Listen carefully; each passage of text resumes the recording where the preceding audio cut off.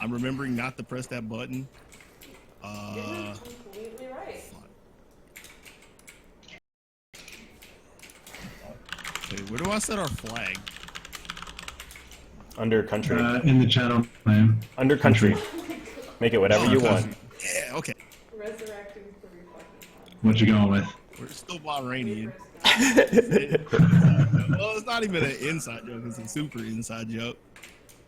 Because I have a friend that was, she's in the Navy, and she's come back a few times. And she told us, she told my group she was going to Bahrain. And I'm always like, what the hell is a Bahrain? And for like a year and a half, I don't remember what the hell it was. And then the last time I talked to her, I was like, I actually remember where you're at. And she's like, how'd you remember?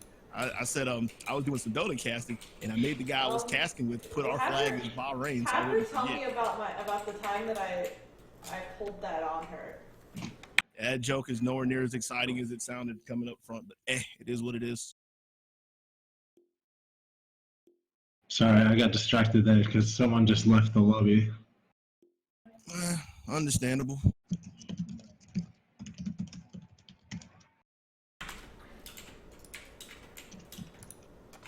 Oh, you said you've seen all those videos, so.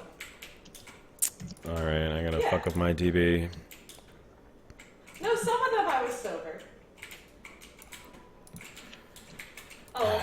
What is my DB for Discord at? Oh, okay. Maybe some of them I was sober though. Yeah, anyway, where is Bahrain? I have no idea. It's in the Persian Sea? It's yeah, somewhere over there. It's like in the Middle Eastern area. Okay. I think I could find it if you gave me a map. I was just responsible for the name. That's all. I don't think I could spot it. I mean, shit, I only just found out it existed a few months ago, so I could not spot it if my life depended on it. Alright, I'm good with mapping it. That's how I felt the first time she told me about it. I swore to her that entire night that she was making up a country. Okay. Yeah. It's like northeast of Qatar. I've been to Qatar, so I've actually been pretty close to it. But yeah, I'd never heard of it.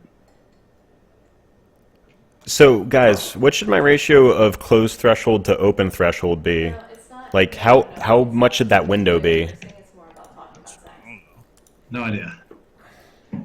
Alright. In what software are you talking about? OBS. For your mic? Yeah, I'm trying to make it so that Katie doesn't get picked up as consistently. Right. Okay, yeah. I mean, I guess we can just try it out, troubleshoot it for a little bit. It doesn't. A good starting level for the threshold is to have the closed threshold approximately 4 above the loudest noise level, and the open threshold to be 6 above the closed threshold. I agree with you. But if Star wants to sell his stream to teenagers, that's his God-given right. You have no idea what I'm doing. I don't... What? Oh no, Marshmallow is talking about how he doesn't like Kingdom about of that you censor Bahrain. the content of your stream, and I'm just defending that you have the right to censor the content of your stream. Oh. Okay, let's see here. See, Marshmallow. Noise gate automatically mutes the endpoint signal once it goes below the closed threshold. He literally thinks I was being a total asshole to him when I was defending him the whole time. I was defending him the whole time. Isn't that Bahrain was cool as shit. Alright, well, I increased the threshold up much higher. I hope it reduces the amount that it picks up Kitty in the background. No, let's see how it goes. Well, I'll sound test the stream for you later. Let you know how it well, sounds. yeah, I mean, I have to change Discord now too, because it's different than OBS. Is that what you want, then? Because I could just do that. It doesn't matter on Discord though, does it? Yeah, it does. Why? Well, Discord's I not guess controlled Discord the would, stream. yeah, I guess Discord would just be going to Dogi Sandwich. But, Yeah, so yeah, as long as he okay. doesn't mind us there, then it won't affect the stream at all. Stop chatting with people? Keep talking for a little bit, Katie. Let me check the audio balance. Okay, let me know if you just want me to stop. What's your normal level of volume that's not All right, Now what's she don't want to say Started nothing. the game, so that's Gets all okay. quiet. Yeah. Alrighty. What did Yeah, that setting that you got right now works perfect. who's this Kilo guy? Well, I mean, it's a little bit different. Like, if I was actively talking with her in the background, like, the probability of getting both of us is still... I mean, I don't know.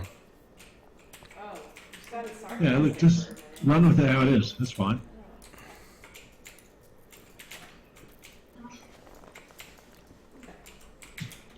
Try.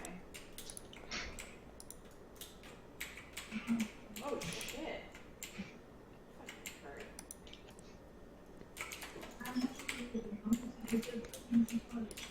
Oh shit. Oh shit. Oh shit. Ooh, thanks.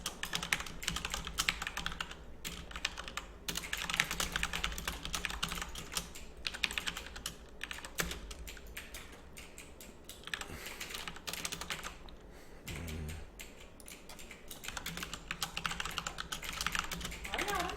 I was reloading, sorry.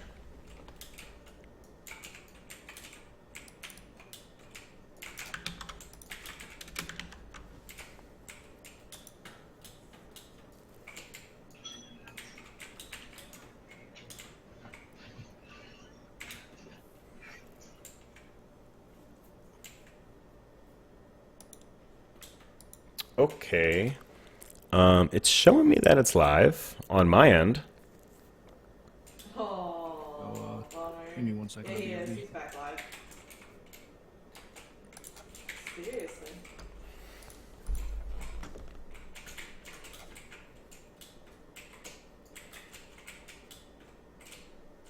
Oh shit. Fuck. All right.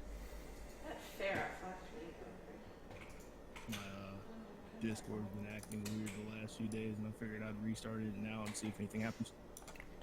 Probably a good move. Oh boy, Timmy. Timmy's gonna wreck shit.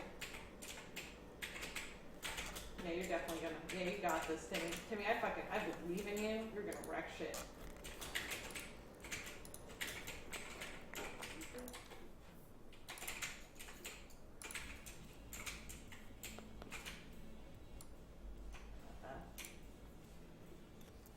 We don't have. Yeah, a with- Yep, it's live. window. Looks good. Sound balance for me and Sandwich good? I don't know. I'm gonna mute and get out of here, but yeah, I'll sound check it as soon as the ads and stuff stop playing here. Okay, and just for an FYI, Thorn, all of the DRM free music that I've played on that Spotify playlist, it'll still ping copyright infringement because I've noticed it for broadcasts that I did. Okay, no worries. Just letting you know that will happen with a few of those playlists that I've tried that you sent over to me. All right, no drama. Hello. All right, I'm gonna mute and hit start. Good stuff. So, is this the part where I talk real quick to, like, test the balance or whatever, or doesn't matter? I guess now is probably the good time for it. I think you've been consistently a good volume with most of the casts that I've done, but it's not a bad idea to check. Well, that's why I'm saying stuff to say stuff, so somebody could check it somewhere in the background. Well, I mean, it's a delay, so like we won't know until like we're in the cast, but at that point at least we'll be able to remedy it. Okay, it's not party, it's the other fucking one. God damn it. Is all this guy? God damn it. Wow, Team, that's it's way team. too complicated, honestly. Okay, now that we've got that situated, we've got some Dota in front of us. My name is Sky. I'm joined with a Mr. Dogi Sandwich. We are doing another instance of Fight Me Friday for First Blood. Mr. Sandwich, Meepo is getting banned out as the first that's thing. actually one of the common things that's been happening in the higher epsilon of Dota. Is like if they have a Meepo player or somebody that could be a Meepo player, you just go ahead and take that guy off the table. Yeah, so there actually is a big range of player skill across these games. I know there are some players in the 5 to 6K range that are Meepo aficionados, so that's why we've seen it kicked out of here right now. Along with that, we've seen the what I'd call the yin and yang of the meta so far. The Luna and the Shadow Demon also banned, and that good guy Imba Spirit, and leaving us with our first pick Underlord. What you think of Underlord, man? I think he is awesome, and I love that they're playing him here. Oh god, I'm sorry. I'm already getting derailed because we just got a Void Ogre Wombo here, and I'd anticipate them doing some more nice, fun team fight sort of stuff here. Yo, whoa. They got your What is she waifu! doing- Your crystal What is she doing waifu! here first phase? Like, yeah, don't get me wrong. Crystal Maiden is kind of cool and everything. No pun intended, but Hey. first phase? We are the Hey. I mean, we are. Either they scheming or they're giving somebody a comfort pick. I'm going to say comfort pick because wide range of skill level. Wide range of skill. That's my thoughts. However, who is not going to love that mana regen? Underlord's going to benefit from it so much in the offlane, especially if he wants to go for a little bit more of an aggressive build that isn't so mana boot related early on. That allows him to go for like a Crimson Guard or Vlad sort of direction rather than rushing mana boots prior to getting other sort of thing because, I mean, depending on how you play Underlord, that could very well be a direction you could go. That is true. You also have a hero that could just run at people in lane once she hits level 2 or level 3, if you so choose. Or you can just let her sit in the jungle and make a little money for herself. Crystal Maiden has so much value, whether she's rotating, ganking, babysitting, farming, stacking, shebang. I mean, she's a little squishy, but that's it is what it is. If she's getting hit, it's her fault. Let's be real about it. In the world of organized Dota, why is your Crystal Maiden on the front line? Because it makes him feel good. Is that the right answer? I don't know why I thought it was a bad thing. Are you sure? I think it's a pretty good answer. You know what good answers are? The bands we didn't talk about. Sniper, Shadow Fiend, Slark, and the Jugster. Yeah, I would agree that these are all good things to get rid of here. I don't know why they banned Sniper and Shadow Fiend when they have a Void. Yeah, that's what I thought was curious. Like, I figured that'd be something that our Radiant team would ban, stuff that would be able to be dumped into a Chronosphere, but instead they wanted to ban self-sustaining agi carries that could get in there and scrap, but they're gonna take a lone druid. Okay. So I've seen a lot of pro-level guide content feedback that Lone Druid is now best built around the hero than the bear. Yes, he is. He's ghetto sniper pretty much. Oh, that is glorious. That is glorious. And I haven't played this style of Lone Druid yet, and Thanatos is on this team, so I could see him doing it. And we got an OD pickup from the enemy team, which I really like, and we'll talk about more. But I think this Lone Druid built as like some sort of ghetto sniper sort of dealio is going to be a little gimmicky, and they're going to have to really apply pressure early in order to deal with what there is going to come on from Broodmother. But, geez, other things happening now. Oh, man. I wouldn't go as far as to call it a gimmick. It's again talking into what happens at the lands lately in the big tournaments. It's usually first ban material. Like, Okay, you really wow. see it get into play, right? Like a real right click build. It's based off of it's the same concept as Ember Spirit in the meta now, where because of the talents, Lone Druid has been able to shift from a heavy farming hero that has to hide behind his bear to one that can stand there and deliver himself. Huh. That's Yeah, kind of fun. Yeah, there's I no am gimmick excited. behind it. It is serious. Well, I've heard that it's just kind of niche because it doesn't have the longevity that the former Lone Druid sort of build play style had. But, I mean, 7.0 is an entirely different beast than anything before it, so can't really compare the two. It's a different game. Yeah, excuse me. You mean Dota 3? Dota 3! Dota 3, the digital sport. That's what we playing. This is what it is now. We've got subscription packages on a quarterly or half try, I don't know, whatever. Buy all the battle passes. I don't know. But Sniper banned out and Terrorblade. Or excuse me, Silencer. Sniper already was, but Yeah, I'm liking the Terrorblade ban. Our Dire team needing more than likely an offlaner. I just got scared by last pick Jakiro, but yeah, they do need a support. what? You don't like the double dog? My boys Billy and Jimmy, Double Dragon. I like them. I love me some Jakiro as well. And it's actually another support that's been creeping up in the meta. Gives them a tower pusher, a relatively early tower pusher. Well, him and the bear. Him and Lone Druid, good tower pusher. That bear ain't hitting nothing. Remember, the bear is not going to have items unless they're doing some old. It still school has the 6.8 destruct something thing, though. Huh? It still has demolish.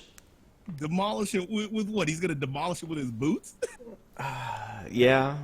All right. He's All gonna right. stomp on the tower. Yeah. Yeah, get out of here. But last pick, Clockwork. So a lot of lockdown and a lot of ways to pin this druid down. And the Tinker. What you could, huh? And the Tinker. The Tinker is going to be getting controlled. He's not going to be able to hide in the tree line so much because Clockwork is going to be able to scout that out with Rocket Flare and follow up pretty easily. I mean, if Disruptor has the static, or excuse me, the Lightning Strike on him, that's always going to be a glimpse. And I mean, it's going to be a fun game of Dota. I'm hyped. Not cute. Nothing. All right. Well, we don't have an in-game screen that have both of our Twitter handles on it. God damn it. Well, that's what we got here. It is me and Mr. Dogi Sandwich, and we've got for you a freaking game of Dota here. You want to give us a read off on the Radiant here, and we can kind of progress off from there? Yeah, sure. Because over here on the Radiant side, we have Sophie Turner playing the Big Bad Lone Druid, 587 playing Tinker, Bulja playing the Underlord, the High Horse riding on the Double Dragon, that's a Jakiro, and Storm bringing in the Lovely Maiden.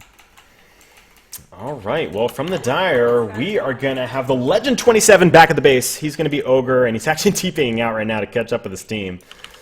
Disruptor, Mr. Gax, will be his dedicated support with him. On the safe lane is going to be Mr. Swagmandler on the Faceless Void, and then it's going to be Cats on Outworld Devourer, followed up by JT Money on Clockwork. So looking at these teams, we've got a little bit of a potential skirmish in the top lane. Bulljogs, Jackson, Gax know where each other are at. Wait, did all that just rhyme? Kind of, sort of. Jackson, Gax know where it's at. Right click. Whatever. Well, you're not getting a rap deal, I'll tell you that much. I'm not anticipating it. It's okay. It's okay. What? So as these lanes are breaking out, where are you going to put your favoritism? What are you thinking? You should know me very well at this point. You can't ask me those kind of questions. I'm busy looking around just seeing how everything breaks down. One thing that did catch my attention is this bottom rune, or this bottom ward that's looking at the rune. If High Horse would have took a step in any direction, like towards any of the steps, he could have easily seen, who is this? He could have easily seen JT Money put it. But because he was kind of hanging out defensively behind the fountain, they don't have a clue that they're going to be able to see any rotations coming through here and any rune that comes to the bottom, which is going to give a slight advantage to Cats in the middle lane. Like, maybe not an important one, but he'll have the heads up of the runes. So I think that's pretty important for an OD. Yeah, I would agree with you.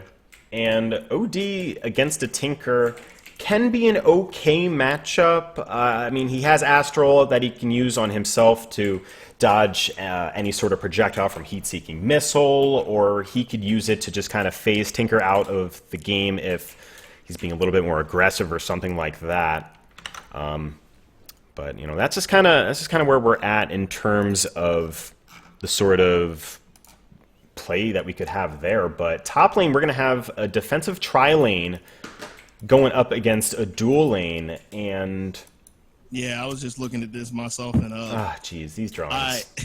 I'm kind of scared for this Underlord for the first few levels. Like, sure, they might not be able to take him down for as tanky as he can be even early on, but he can lose a lot of his region really quickly, and there's not a whole lot of Crystal Maiden can do for him.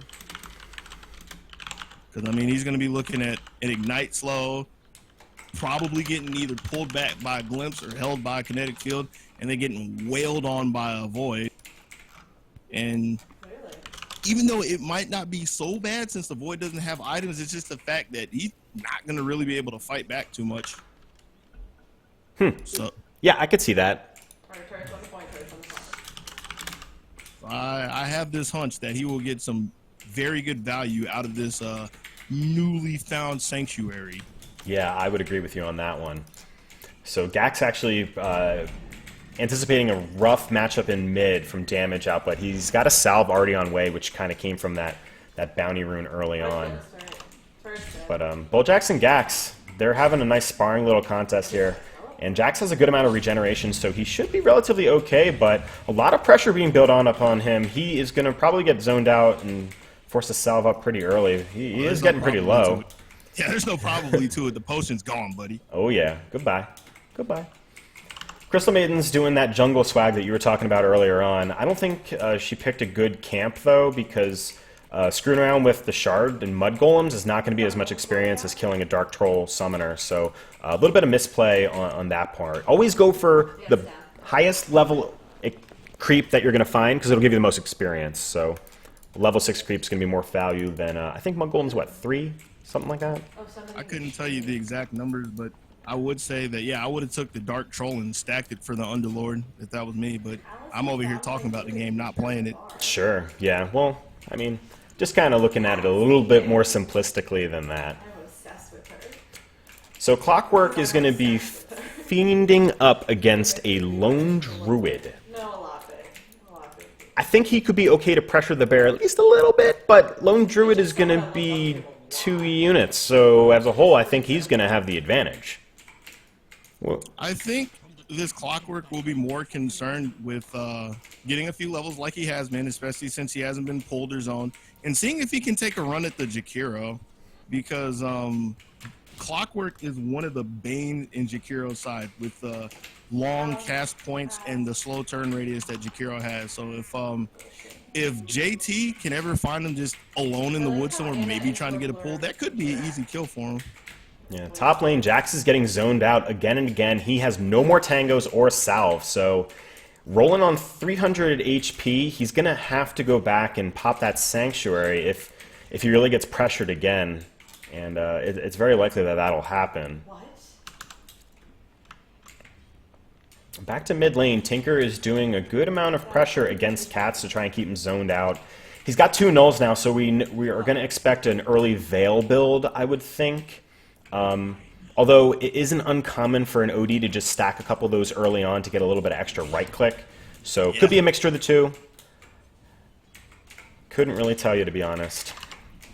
And Bulljax is farming some of those camps that Crystal Maiden left off for him, and Shrine is still available. I think they'll be using that soon. Even though you said it could be a Veil, he could possibly get a lot of good use out of an early Rod of Atos, or maybe a defensive item like a Force Staff. Rod of Atos would give him the root that would catch some people. Let me stop real quick, because Gax is coming over here to the middle lane, poking his head in, seeing if he can cause some trouble. Yeah, but 587 kind of smells us out, and he's positioned pretty well on the right side of the tower, kind of anticipating that there would be a gank from the top, but he also has this good vision down here that he can fall back on too, so he would see any sort of rotation from the bottom lane, and it's not something that would be really happening because it's just a Clockwork down there, and they've got eyes on him. And not only does he have his ward on the rune, like we talked about earlier, they do have the one over in top. And speaking of top, yeah, we've got a lot of skirmishing going off here. Good amount of Firestorm being cast out there. A little bit of Lightning Strike too. I think they're going to try and go in on this. Bloodlust is on Swagmander. He's going forward. A couple more hits are going to be there. Firestorm being used to zone pretty effectively, and Storm's going to be able to TP in from the opposite side of the map. And Gax may go down, but Jax is still taking tons of pressure. First Blood is going to go to Storm. Gax is going to fall. And Legend 27 is actually off in the jungle, planting some happy little trees. And eating it eventually. But Jax survives. Great fight for them. You know, 1 for no exchange. And I love when First Blood goes way of Crystal Maiden. Or just supports in general. And I know you kind of do too. Let's be real. I mean, that's greedy. In all honesty, it would have been cool if she could have gave it to her Underlord just to advance his farm. Because I mean, what does she really need the money for at this point? Well, I'm just talking about you. I know you subjectively like the idea of Crystal Maiden getting it. Well, I'm greedy. But that's the way you got to do it, man. I think it makes it fun. I think it makes it. That's a sacrificial 5 right there. You got to watch the Zai interview. Well, what it means to play the 5. Hey, well, they did a 2-1-2 off the get-go, too. So even though it could fall out as a traditional 1-5 lineup, with how the farming experience is getting distributed, it isn't entirely in that case. I guess Jakiro would maybe be that 5. But they're playing a lot of pressure on this top tower still. And I think they're just kind of trying to bait this out. Bulljax really wants Swagmanor to get into a really terrible pitch. Oh, jeez. No. Yeah. I kind of wonder why he didn't let Just poking him down. Yeah, I don't know why he didn't let the Firestorm go. Might have still been on cooldown. Like, if nothing else, it would have took a little more away from the Ogre, made him reconsider staying in the lane, and they would have been middle lane. JT Money getting that hook shot off on 587. Cats is going to follow up in with a lot of damage here. He'll eat the Fairy Fire, not able to do anything in the end. And they're able to get a quick kill here, going way of Cats, and that's the sort of things they need right now. But top lane, another fight breaking out, and Ogre's going to go down. They're going to continue the pursuit in on the Faceless Void, and that's a double kill. Double. Oh, delicious. Underlord is plus 90 damage right now. They could just start shredding this tower. I don't think he realizes it because he's still like trying to hit these creeps when they're under 100 HP last hitting. He's showing some good mechanics, you know. Let the man roll. He's plus 180 damage ain't no joke. Oh no, I missed it. Yeah, me too. Because I was over here trying to crunch numbers with you. Oof. This bottom lane where we lost our lone druid. It's still okay. He's actually somehow still on top of the net worth chart. Probably because he's leading in last hits. But when do you ever want your carry to go down, especially in the lane? Never. Yeah, good answer. Never. That's my answer. Do I win? What do I get? Handshake and a high 5. Hell yeah, that's one more handshake and high 5 than I had earlier today. I'll take it. So Tinker here has gone for a 2-2-2 build. I don't know if that is as particular as I'm used to seeing in the past, but I do like that we have it because it gives him a good amount of flexibility, and he really doesn't need rearm right now. Early damage, and now he's going to be able to fall back and do some stacking and nonsense with pushing the lanes. Yep, because he's leveling up the Martian machines now. So that's more of a defensive style of play for Tinker, because I think it's pretty common for us to see the latter. Oh shit! Oh no! Oh, JT Money's doing so much damage to 587, but Storm is on the high ground using the freezing field. Not going to be enough there. All right, Crystal Maiden walked in and I missed. Oh, the deny! Rip! Oh, jeez, I like that. I do like that. Yeah, if you look in the middle, you see that the Dire has a ward, and that's what JT was scouting out. Saw the Tinker in the lane, just drop the hook on him, close it out, and even it up 3-3. Yeah, how's that Tinker looking? Gaming, creating opportunities. Hey, the best 50 gold a support could spend in the game is going to be a TP scroll, but Bulljack's coming in from behind. 587 coming in with the laser. We do have a TP from the Disruptor. He glimpses Jack's back. Yeah, that 2-foot glimpse. Right? And he's trying. It's the effort. Yeah, OD gets to the high ground, TP's back to the base, he'll heal up. Storm dropping a little bit of vision for him too, and now it's just Gax in the mid lane. So, a little bit of love, a little bit of experience for the Gax man. You know what's not getting love though? This bottom tower that's having to deal with level 3 liquid fire. Tasty. Oh, look at that bear that has the Midas on the bear. That's not on cooldown. Yo, what you know about? There it goes. Okay. He must have, like, oof. I know that was something that you were noticing, and immediately, I could feel you. I could feel you. Your energy relating to it. He was just taking a page out of your book. Hook shot was missed on the bottom, but the tower was denied. So, I mean, we lost a little real estate, but you didn't lose all the gold with it. And a smoke. That was a miscalled smoke, I think, unless they don't want Cats to go, because he immediately went for the camp. Yeah, I don't think Cats is really worried about making these rotations right now. He just kind of needs to continue farming, because he's got his nulls, he's got a Glove of Haste, and he's going for a Midas, actually. So he's going for the long term. He thinks he is going to need to have that extra GPM income and experience too, but let's be real, it's for that gold money. So taking a look at the net worth, the Lone Druid is sitting at the tip top with 4,400, Faceless Void at 3,600 with OD right behind him. So we see a little bit of a lead in the favor of the cores for the Dire, but naturally the supports are kind of suffering by proxy of that. But top lane, they're just kind of having a little bit of this fun little poking match back and forth. But Storm is getting out his ultimate! And there's the Chronosphere out on him to counter that out. Jax is going to try and TP out and pull everybody home. And there it goes, 1, 2! Everybody's going home except Storm, who died. Storm is dead. So close. It was a good effort. Gax was thinking long and hard if he wanted to drop the Static Storm. Eventually decides that he wants to crack open the piggy bank of a Crystal Maiden and cashed in. It was a good play. If it didn't happen, that kill wouldn't have been there. And also, if he hesitated any longer, that also would have been them going back, because that got very close. And Katz now has his Midas, too, so we've got some serious Midas gaming in front of us, sir. But the other end of that is you had a an Underlord, who teleported out. He ulted out, and he's already back in the top lane with his fire-breathing dragon. So this tower is probably going down sometime in the next minute or so. Oof, I love it. I love it. And he's got 2 in Atrophy Aura, so 20% damage reduction, better than 10%, I'll take it. I like doing a little bit more heavy in Atrophy Aura if you're going into an aggressive Chai lane, but I think since it was a 2-1-2, him doing this sort of flex is certainly good for him. But this tower is not going to live. In the bottom lane, they're trying to put the Lone Druid on the hit list, but little do they know that they TP'd in directly under a ward. So it ain't happening anytime this week, man. Yeah, and this Sentry is actually just barely out of vision, so they're going to miss it. The body blocks. Oh no, they're tapping in Storm! Storm, big bodies, slowing the Ogre down for the squad. Good looks. I'm trying to get better about using keyboard hotkeys to toggle the heroes quickly, so I fucked it up a little bit. Oh, that's a thing? I need to work on that too. Yeah, I'm trying to get better at it. You know, with the amount of casting that we've been doing, especially. But yeah, that top tower is going to go down. Who's going to get that last hit swag? Nobody. The Radiant got The Radiant. Right. Got to evenly distribute that love across the team. That's the way that I kind of look at it. Oh, wow.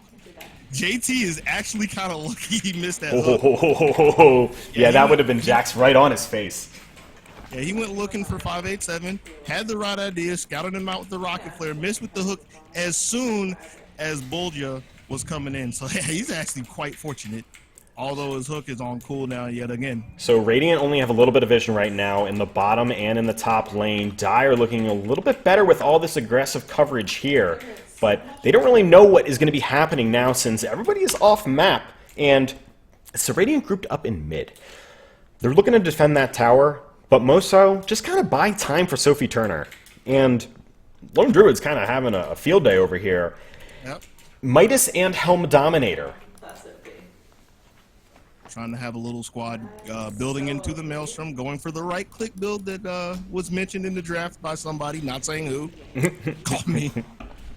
Whoa, didn't I brought it up, though. Like, I knew that was a thing. You called it a gimmick. Whatever. It's a parlor trick. Hey. Show me consistency. Look at the middle lane. You will see a dragon looking at a tier 1 tower yet again. That's pretty consistent. I like it. I'll take it. I'm all about it.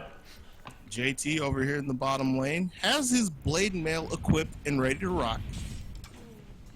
So we've got a Clockwork who has a Blade Mail now. This is going to be great for him, and it's going to be the time for him to make some serious rotations because he's in the mid lane. They're looking for a fight. The grouped up is 3. Disruptor and OD sitting in the back. And they're really going to need to be careful about this. 587 is here, and if he gets initiated on, that's really where the things are going to go bad. Yeah, they're also going to have to fight through the tank of Bulya's mech since he has that picked up as well. The offlaners, if you look at the net worth graph, that's kind of a tongue twister for me. They're about 1,000 apart, but they have equally important items, in my opinion. You have your Underlord with his 5-man item, and you have your Clockwork with his his initiation guarantee right now, like his damage guarantee, or the retaliation prevention, if you will, makes it to where you don't want to swing back at him. Yeah, so we've got a smoke up as 3, actually, in the bottom lane. They're going to be looking for Sophie Turner. They have popped the scan on the map. They know where they are. Ooh. Rocket Flare connects on Sophie. Smoke pops on Money. They can find High Horse if they want to. Jakiro saw it, was waiting, didn't do anything. Right? Stone face. Fear. Go away. You're gone. And what? Okay. Underworld coming in on the bear. Just him. I was kind of hoping for a squad, but hey, if he wants to keep his TP off cooldown or whatever, and he hasn't used it for a minute. I mean, you want a squad, but if you look at them, they're all positioned in their junglist 5, protecting their head honcho in charge, who's still sitting on top of the network chart. So even though they wasted a little bit of time and a little bit of gold to get there with a few TPs, and they wasted a cooldown with the Pit Lord TP, they make sure to keep their carry on top. There's nothing wrong with that. So Faceless Void is building out to a Yasha into Manta, already has his Vlads as well, and he's going to drop this top tower too. He's got a casual Blightstone. I guess a little bit of passive extra damage, take that tower quicker. What is he mana out of? Pit? I don't know. Is that a thing? I don't play heroes that build mantas. And you would think I would know this. Well, like the root, it's like over interval instances. So I don't know how, because he could get rerouted if he's in it long enough. And I mean, there is value to using the Manta in a Chronosphere because all of your illusions will attack too. Look at this setup. Look at this setup. Oh my god. Oh my god. If it wasn't for High Horse, he stepped a little too far and popped his smoke. They could have got him. But it's okay. They still got the bottom tower. OD has his Dragonlance back at the base. That'll be coming out for him soon. Blink Dagger about, 1,300 gold off, so he'll have that coming out relatively shortly. And Tinker's only about 400 or 500 gold away from his Blink as well. And I think we're going to start to see some serious silly split push and roam kill potential come out of that Tinker, basically at that time. Yeah, one of the things we haven't talked about with having an Underlord and a Bots Tinker and a Lone Druid, at any point in time that the Radiant want to fight, kind of like now when they Chronosphere coming out from Swagmander. He will be able to connect that out on Sophie Turner. High Horse dropping a great Macropyre down there, and CM doing a full ultimate with no disruption on here. OD dropping the ult on everybody. JT Money on the back's end may go down, but he is going to be okay for now. Storm blinking forward. CM has a Blink Dagger. He was able to finish him off, and Jack's able to finish off Moneyman, and I think 3 of them are going to go home. Sophie Turner will too, and they're going to return for the base. That bear's going to go also, and Tinker has almost enough money for Blink Dagger, and they've already shrined up, and they're going to be ready to go back in. Yeah, even though Swagmander had a pretty good look with the Chrono, his supports came in and they targeted the frontliners more specifically. Whoa, bottom lane Storm! They are able to catch the OD out of position, and he's going to try and phase himself out, but he's not going to be enough, and he died with his Midas off cooldown, Samich. The greed will get you every time. Off cooldown. I don't know why you crying. That's like status quo for you, man. You should be used to that. All right, hey, I'm being optimistic for our squad here, that we are casting and supporting both teams unbiasedly, question mark. Yeah, that is true. Yeah, I'd say so. Yeah, this is fun. I'm pretty unbiased in this. I don't know about you. I just call it as I see it. Well, you should have saw that JT took another swing and a miss with his hook. I wish I had a stat for attempted hooks for successful hooks. He's probably looking like 50%. 50? Right I'd say 50 is pretty accurate with what you've called. But I can't fault him for trying, because you miss every hook you don't go for. That's a spin-off of a Dindy quote. Hey.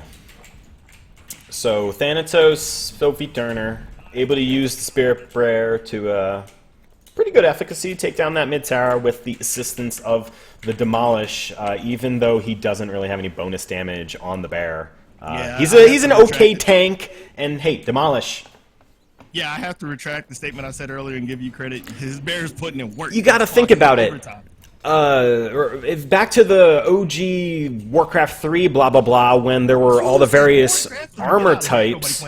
Shit, I'm just talking back to the semantics that evolved into where we're at now with armor types on units, which people won't inherently know about Dota, and buildings having something called fortified armor type with things inherently doing a percentage base less because it being fortified armor.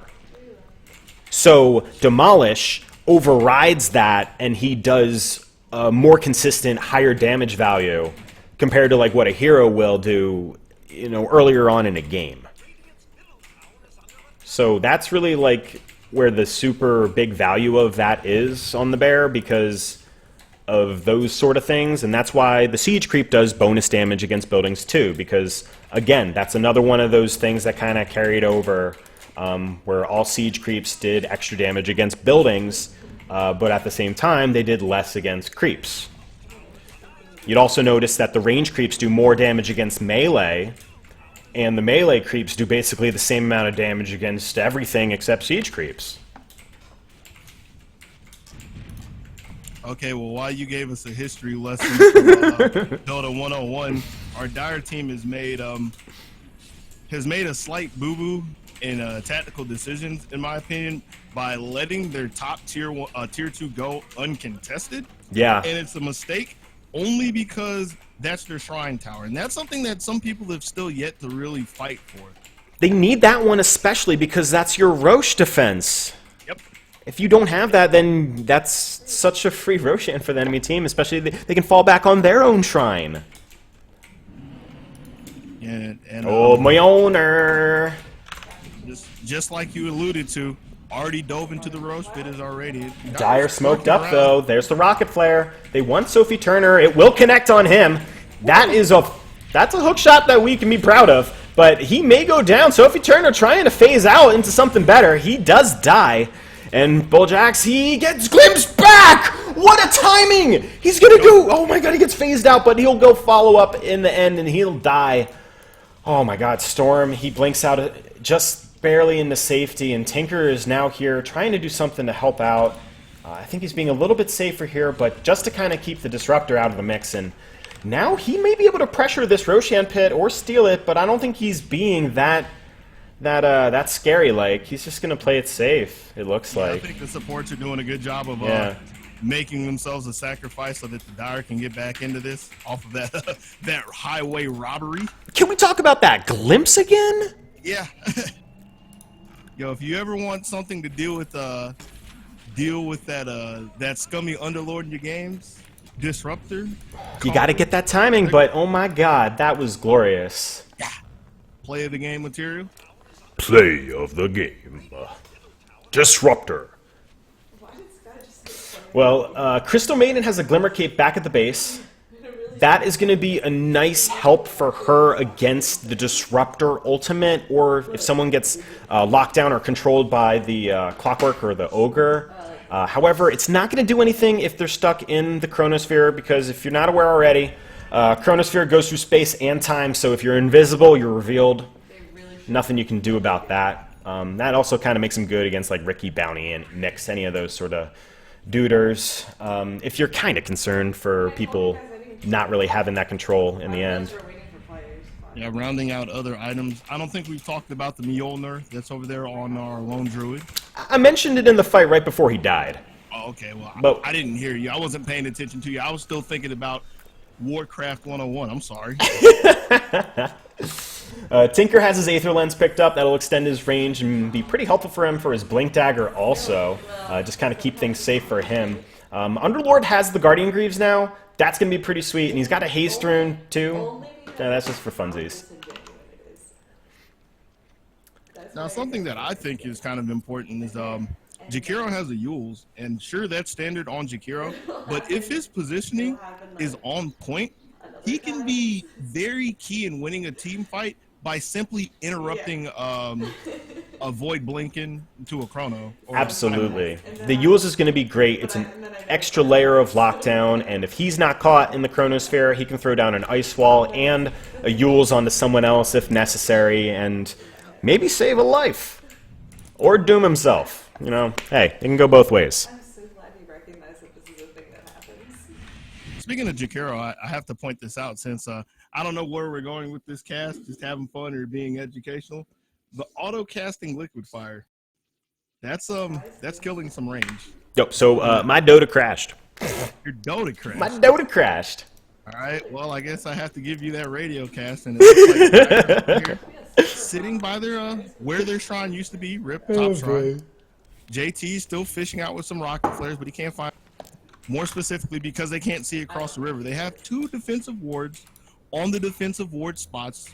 But seeing as they can't look across the river, they're getting cold feet and spreading back out and getting some more farm on the heroes. All right, we are back into the game. I can't hit that button. That's okay. So don't hit that button. You hit the panic button? No. Okay. So I have a button that it's bound to my OBS is something different than what it is in Dota, and what it is in Dota apparently makes it crash. So do not hit the button that goes into player showcase mode. Your game will most certainly crash. So no zooming in on items for any of these characters today. Womp womp. Yeah, I know. It's a sad day. Disruptor has a Glimmer Cape too. I don't know if that was mentioned, but a nice thing for him to have. And they've smoked up as a squad bottom. OD's going to have his BKB coming out to him relatively shortly. Faceless Void does have Diffusal, and Clockwork also has his Force Staff too. So a lot of item progression coming out from both teams here. That'll be pretty important going into this next fight. And there's the BKB. The scan was off the mark. Rocket number 2 can't find anybody, but they're walking blind. Wait, scan does secondary connect. Cats blinks forward. Is he going to be able to do anything to Jax here? Phases him out for just a moment. Storm TP's in from the side. Ice Wall connects on 3. And now he's going to be entirely deleted off the map. But Tinker's going to try and do something here. He's off on the back end, throwing out his Rocket Flare as best as he can.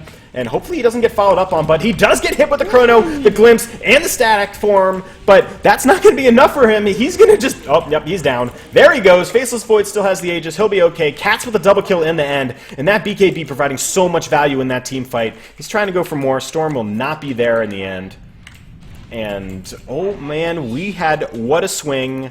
Swagmander with a great Void Chronosphere, but also Disruptor again on point with this Glimpse on the Tinker. So they're controlling the Tinker really well, and a lot of it's on this Disruptor. Disruptor's playing some serious skill over some of these engagements. Yeah, that boy Gax out there, he doing it, mouse. Well, I mean, hey, Disruptor's one of those characters that kind of has a skill cap to it as well. There's a light finesse of it. Yeah. You're not just mashing on that stun key and going in. You're watching and counting and seeing where they were, and you know you're gonna mess up quite a bit, but you're gonna also strike gold. And that Underlord ult earlier, that Tinker right now, those are the things that are really making it crazy. That Static Storm was also very good, even though he didn't catch Crystal Maiden. He couldn't see her, but just the positioning to get the damage and the silence onto the 2 and allow his Void to wail on them. Those are the marks of a good support player. But with that being said, Grouped the Dire up as falls back 4? to this side Yeah, and tries to close this gap a little more. Tinker almost has his Aghanims. That is going to be so huge going into these next fights. He'll be able to control the team and, more importantly, blow up the supports. Just completely get them out of the fight and not really have to have them deal with them anymore. And that's if he can find them. Like we were just saying, at least Gax's position has been pretty. I don't know so much about the Legends, but he's been getting in there doing his job. So I think the most important thing will be the blind, but as we've already said, OD has a BKB. Hey, he just needs vision on him, because think about it. That heat-seeking missile is 2,500 range plus another 220, so he just needs them within 2,700 range. What's that, like 2 screens? I actually don't know. I just know it's far. It's like... Probably in another zip code.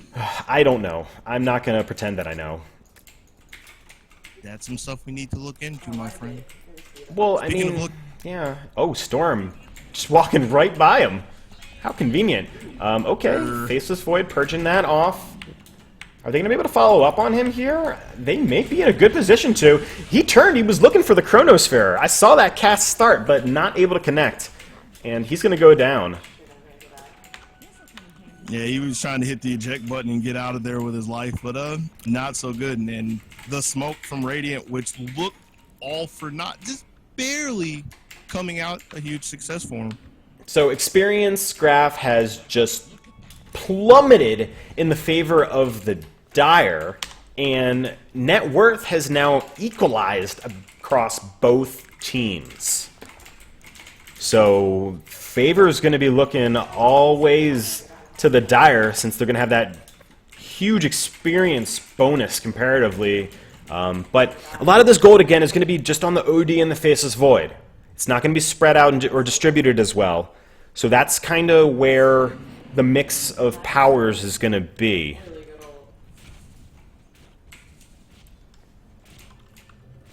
Should we do an item check? I think we should do an item check. I think we're pretty up to date. Talk about the Dragonlance on our Lone Druid.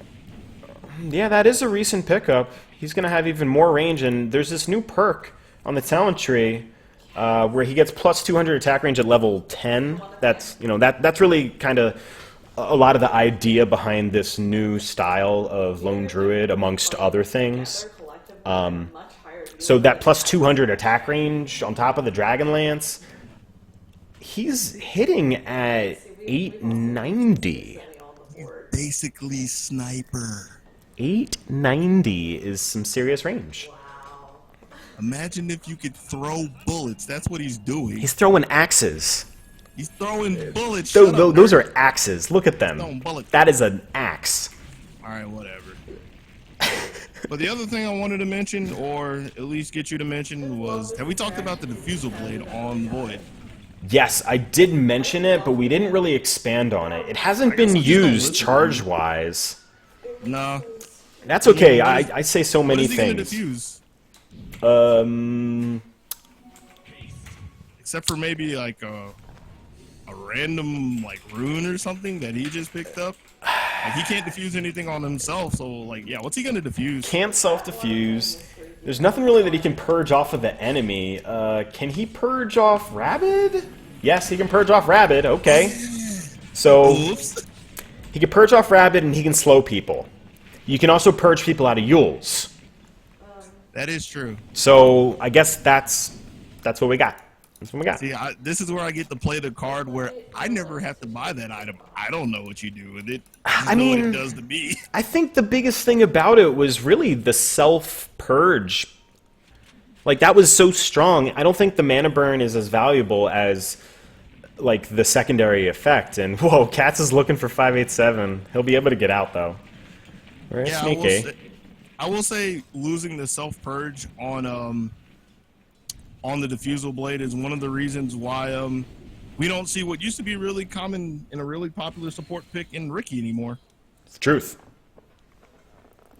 The other reason being, one reason why we don't really see Invis Heroes as much is there's just a lot more money on the map now, so it's not as detrimental to the supports to buying detection. It's also not too detrimental to buy smokes, which is what we're seeing coming out of Dire yet again, coming from the top. Yeah, this is no limits so that we can win Marshmallow thing. And I missed that they shot the first rocket, but again, they still have no vision. And this time they're just going to take it straight into the roast pit. Well, this is going to be easy for them. They've got all of the vision in the world, like you said. Well, not really, actually. Dire's a little bit in the safety zone, and I mean, the Radiant got to know that this is going on. They're pinging it out. The lanes are pushed out. The Dire isn't back to defend them, so something is up. Something's amidst, and they're just going to give it to him. Yeah, I'm pretty sure that Plan X of the Radiant get behind Bearman is still in effect, and they don't want to take any chances that could jeopardize that.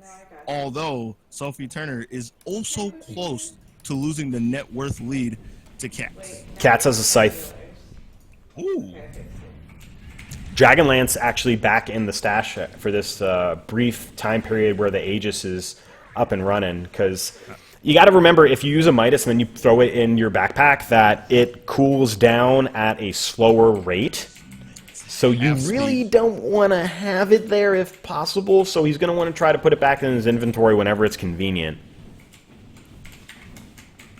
But hey, maybe he'll just have it sit there because he doesn't care, and he's level 24, and he's at a really strong place in the game. Top net worth, top level, I think, too. Haven't checked all of the overall levels. Oh, yeah. He's got 4 digits on the Lone Druid. He's head honcho in charge in the level department. 24 to 20. Wow, I didn't realize it was that dramatic. I mean, I guess that even further amplifies the experience graph being actually slighted for the Dire, being skewed far more for the OD. So if he gets killed out, his team isn't really going to be able to hold the weight as much, and there's a lot riding on the OD here. Speaking of levels and speaking of OD, let me ask you a question. What you know about the 25 Imba? What's your pick for the talent? You got a choice between 8% spell amp and plus 60-second arcane orb int steel, as we knock down 2 towers in the bottom lane. How greedy. This is Chasers. I'm trying to think into his head of what he's gonna do for how this game is right now, but we've got an initiation going in, and there goes Storm. He's going to go down. Swagman are able to jump in on everybody. Chronosphere out on 2. There's the OD ult dropping him down, and Jax is still going to be taking serious damage. He's okay for now, but he's getting glimpsed back, and there he will fall in the end. Cats pops the BKB. He's not going to be taking any more magic damage off from that Tinker, and phased out Swagman for just a moment to try and save him. He'll be able to blink back. That time built him some good opportunity for his time arc to come off cooldown that Cats was able to give him there. He's going to be able to get out, and a 1-for-1 trade in the end, but a lot of spells used. Oh no, 2-for-1, excuse me. And there was a buyback on Bulljax also. 2 for 2. Oh no, top lane! In the top lane, Sophie Turner putting in work on the other side. The Spirit Bear! Gets the Aegis with the help Sophie of Turner, go! Oh shit, 200 MMR. Dip. That was a good trade. First hit, Root. 587 still doing a lot of work here. He got glimpsed, though, and that's actually kind of helping him a little bit. Oh, man. Radiant with the flea flicker. Radiant, that was dope. Yeah. Classic objective gaming right there. You don't need the kills. You just need the objectives. You need the towers. And Sophie Turner letting them know that they can't go in too deep and they can't stay too long if they're not going to look at the Rex. They reminded the Dire right now that the Radiant is a global team that can push towers and buildings very fast. And if a base race comes down, Radiant win. And also, as long as the Lone Druid is alive. well, they also got a Jakiro still. And, I mean, we're looking at the burn damage, realistically, more so than just straight the right-click, because that's going to equate to a damage over time that isn't dependent on the hero sitting there hitting. So if there is a straight altercation where they have to distribute out as much damage as possible, he's able to lay down love on multiple buildings at a time, along with just doing that continual right-click. So I mean, we're talking about some true Dota math sort of shenanigans here. I think it would be close. Yeah, but the Jakiro's got to get there. And speaking of getting there, they are literally there. They at did the it. front porch, Oh. looking at these racks. Oh, yeah, they are. And smoke pops, or they broke it, and they're taking out these creeps now. Dire are pinging it out, and they're probably going to want to look to do something to catch them out of position, and they have vision on them. Chrono will go out on Sophie Turner. They're going to hex out Crystal Maiden in the meantime. BKB used preemptively, and that's going to be what they need. Sophie Turner's down. Bulljax, he's going to probably go down too. He tried to use his ultimate. He's bashed to hell, and down he goes. Cat's blinking forward. There goes triple kill. He is godlike. He went for the spell amp. And I think that's the way, because it's all about the burst damage. That's how these fights are going. Skilled anything at 25. I know. Just like you said, that entire fight was not won by any skills. It was not won by any mechanics. It was won by these two heroes sitting on top of the cliff. The vision of Dire. They were walking into the enemy territory, and they didn't have eyes on the field. And that's just something that you need to consider. Anytime that you take over the enemy jungle as a team, counter all of it, drop as much vision as you can. You lay your mark on there and position yourself appropriately around it, because control the enemy jungle and you can really hold a strong position in the game. Sophie Turner just got Scotty. Yeah, I was gonna say it's time for your favorite part of the cast where we talk about items again. Scotty. Big Bucky Scotty. Yeah, we got Scotty on him. Tinker's going to be getting that sheep online relatively soon because he's got 4,500 gold. He's trying to keep buyback also, which is definitely the play to make. Underlord also going to be going for a sheep too. So there's 2 scythes that they're looking at on their team, and I think Jakiro is just kind of hoping to get a force staff or something like that. But I like that sort of decision for him to get a little bit more positioning related stuff to help out. Oh, Yeah, there's a that's whiffed right. hook. There's a whiffed hook by Money. But guess what he has? Aghanims. So yeah, with that 12-second cooldown, he He can miss all he has wants. more liberty. Yeah. Can literally go fishing across the river and just hope he doesn't find a school of fish on the other side. School of piranhas, if you will. Yeah. Well, there goes JT Money, throwing out the rocket flare. He'll be able to drop in some hook shots too if he wants they're to. just Oh, marching blinking down middle. forward. There's the Hex. Oh, nice attempt from Jakiro to keep it at bay. I don't know if Jax will be able to get out, but he's getting absolutely controlled. And oh no, there he goes. OD just absolutely destroying everybody here. Money on the back end, trying to die. No, he's gonna. Nope, yeah, he's dead. There goes Sophie Turner too. Swagman will be able to jump forward on him and take him out. And Katz is just destroying everybody on the back end also. So. Ooh, he's got a sheep, he's got a Shivas. Ooh, he is in a completely different atmosphere. And off the back of that. Uh-oh, very nope, breaking this is the not entry, good. We're still going, like you said, drops the hammer down. Bop! He's at plus 64 in. Took that squad clean off the map. Dyer's here in your house, breaking everything. They're gonna Deleted. get 2 lanes. They can't get 3 because there's still a tier 2 in the top lane, but heavy structural damage going down. Sophie Turner and High Horse. Yeah, what are they gonna do? I about don't this? like what they're doing here. I think this is kind of dangerous as is.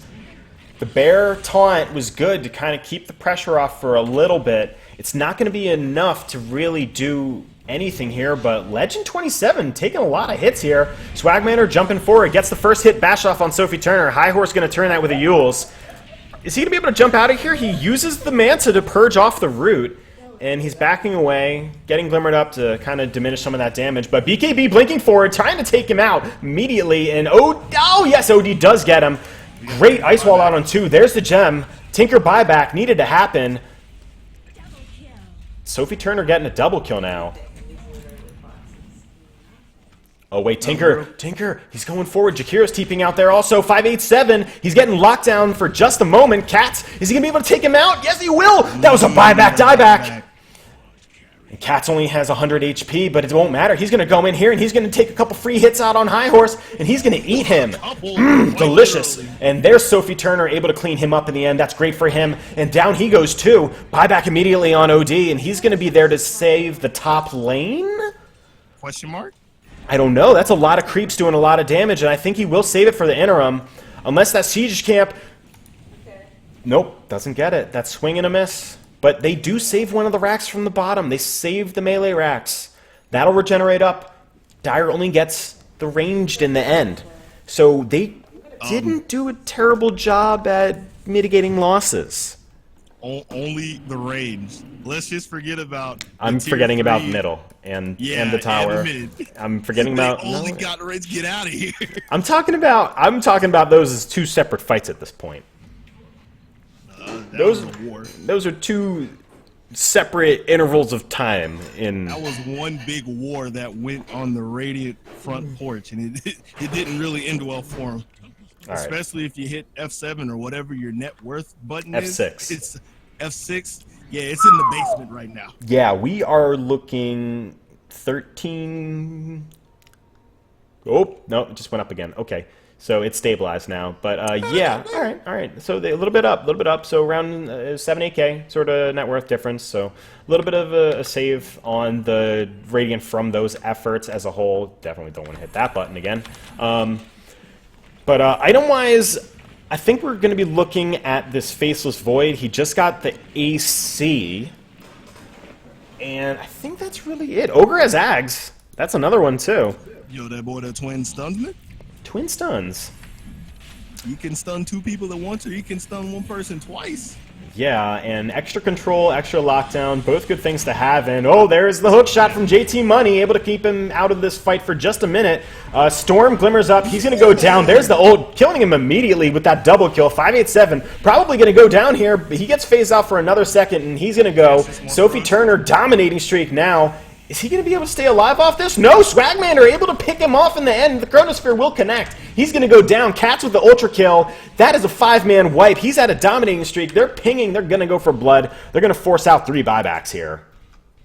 200 lull. Wait, what? What? 5 for 1. Sophie with the buyback. We knew that was going to happen. Jakiro might be able to wait. Crystal Maiden is going to probably need to also. Oh man, let me tell you about the power of a Crystal Maiden buyback. Ooh-wee.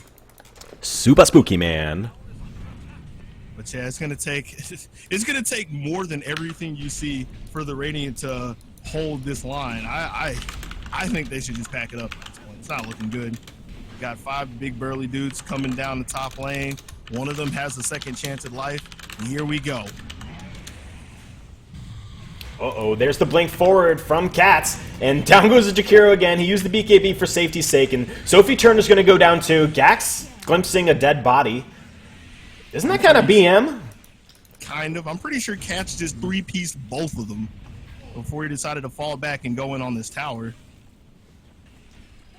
Hook shot from downtown, connected on Storm. There's the ice wall to save him for a brief moment. Blade Mail is there. Keeps him alive, and oh my god, OD's got like 2 HP. He dies. Okay, that was the Aegis, though. JT Money following up on the Storm. He's going to go down. Storm buyback. There's that Crystal Maiden buyback you wanted. Swagman are using the BKB. Chronosphere is down. Both Jax, High Horse, and 587 sitting there enjoying their life and contemplating things. And down will go Swagmander in the end. 587 blinking forward even still. Is he still looking for blood? He has the cheese in his backpack. Delicious. All right, so you want to hear the good news or the bad news? Yes. The bottom. Is that what you wanted to say? That? Actually, I didn't even consider the melee racks down there. Yeah, I just that's called fine. that a wash lane, all right? So the good news is... You going to talk about that net worth?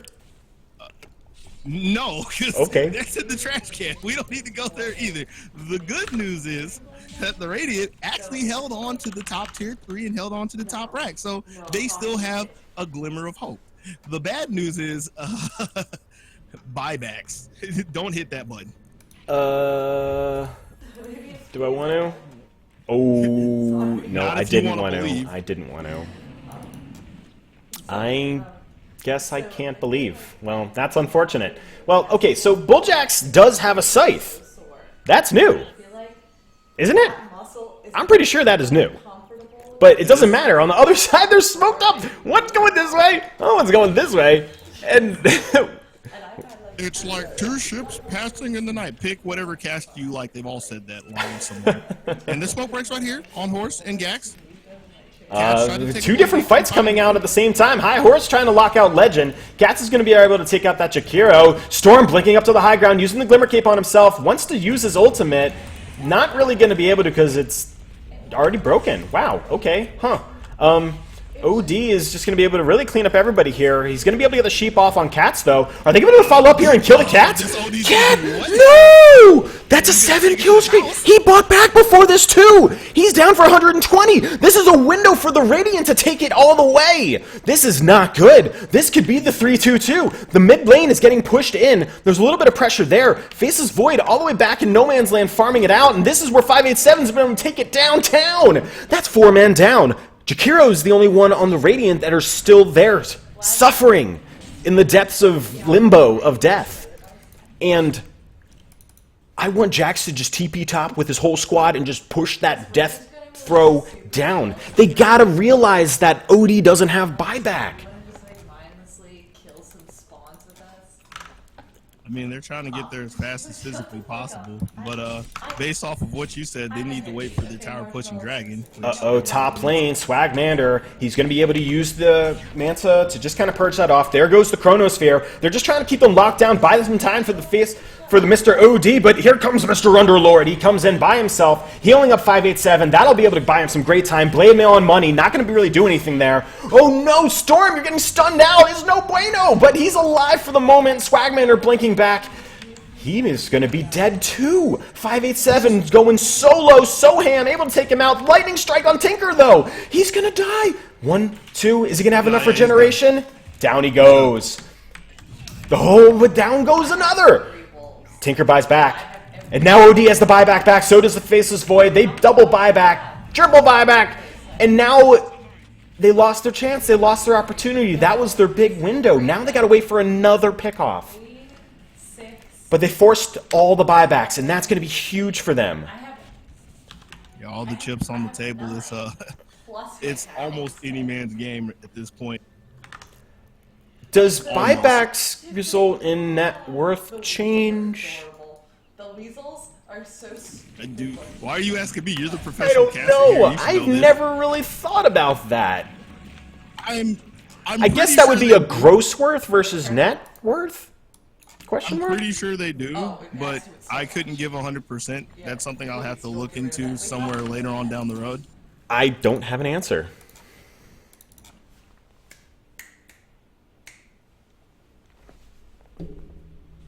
What? Oh my gosh! You know what answer I do have? What do we have? Oh my gosh! The answer that Cats has a refresher. Oh no, are we gonna have a double dunk of the ult? We're also Both gonna have sides the of the hammer. BKB refreshed. The sheep, he's probably gonna have to swap that out with his boots or something. I think there's more value of him just having it, because he's got a blink, you know? You know the one thing that never gets talked about? He's gonna have a double hurricane pike. How about that? Ooh, wait. Yeah, that doesn't really sound what? that intimidating, but think about it.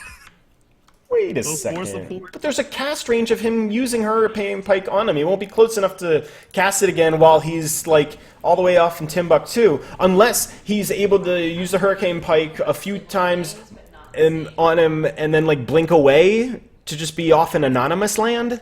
And I'm then glad kill you're them thinking he's from gonna there. pike the same person, because I'm thinking he's gonna like walk up to the Jakiro, pike him, Oh, three-shot him, jeez. refresh, go to Crystal Maiden, Oh. one shot her, call it a day. Did we mention that he ate a moon shard? No. He ate a moon shard. Okay. And he's got bloodlust on him, and that attack speed is scary. For an OD, ODs don't usually get around like 0.5% like attack speed. So that's kind of intense. Sure. Around 0.5, it is 0.4. We have 5 people. Oh, right now it was 0.5. I guess it depends on when he has bloodlust or not. Oh, hook! Yeah. Hook next! Nope. No, it doesn't. It creeps. Bulljax comes back in. That is destiny. Oh no, are they going to be able to follow up in on this? I don't think they'll be able to. He's got a solar! Oh no, Lotus Orb! I love the Lotus. So now Clockwork has a self-purge that he can use actively in combat. Ooh, dirty. He also has a defensive tool that he can throw onto his void to put a little more guarantee on the initiation Or on the OD. to save the cannon. If he gets sheeped, he can purge it off of him. And I think that's like the biggest value that he could have with it.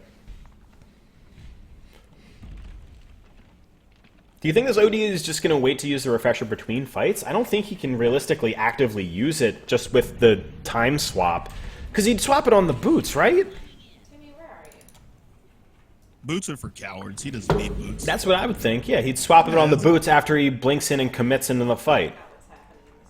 He could just put it on there right now and just sell the treads. Let's be real. Yeah, well, I mean, he's got the backpack space. Why not use it? And Because you he need to have has the a TP refresher ready. He has a at TP scroll any there, point too. in time. I mean, I'm going to agree with you on that. I would like to have it ready at all points in time. But yeah, he'll realistically put it on the boots. And he'll keep his boots. Oh, man. Because that's some fundamental Dota right there. Speaking of fundamentals, let's talk about Oh, no, Sophie breaking Turner. down- Supposed to like You got money. They're all split up right now. This is not what the Dire need to be doing. This is what the Radiant want. And Bulljax, he catches out World Devourer with the root, with the sheep. And oh no, Swagmander, he's able to catch Tinker. That was the OD drop on everybody. He's going to be able to take them all down. And oh! Out goes Underworld. He's able to save someone with him too, isn't he? It's Sophie Turner and the Bear. Yeah, he saved the person that mattered. These poor supports, well, at least the Jakiro, yeah. Storm lucky to get away with his life. But yeah, that could have been a whole lot worse for the Radiant sticking their nose where it didn't belong. They lost the Tinker, and he bought back before this.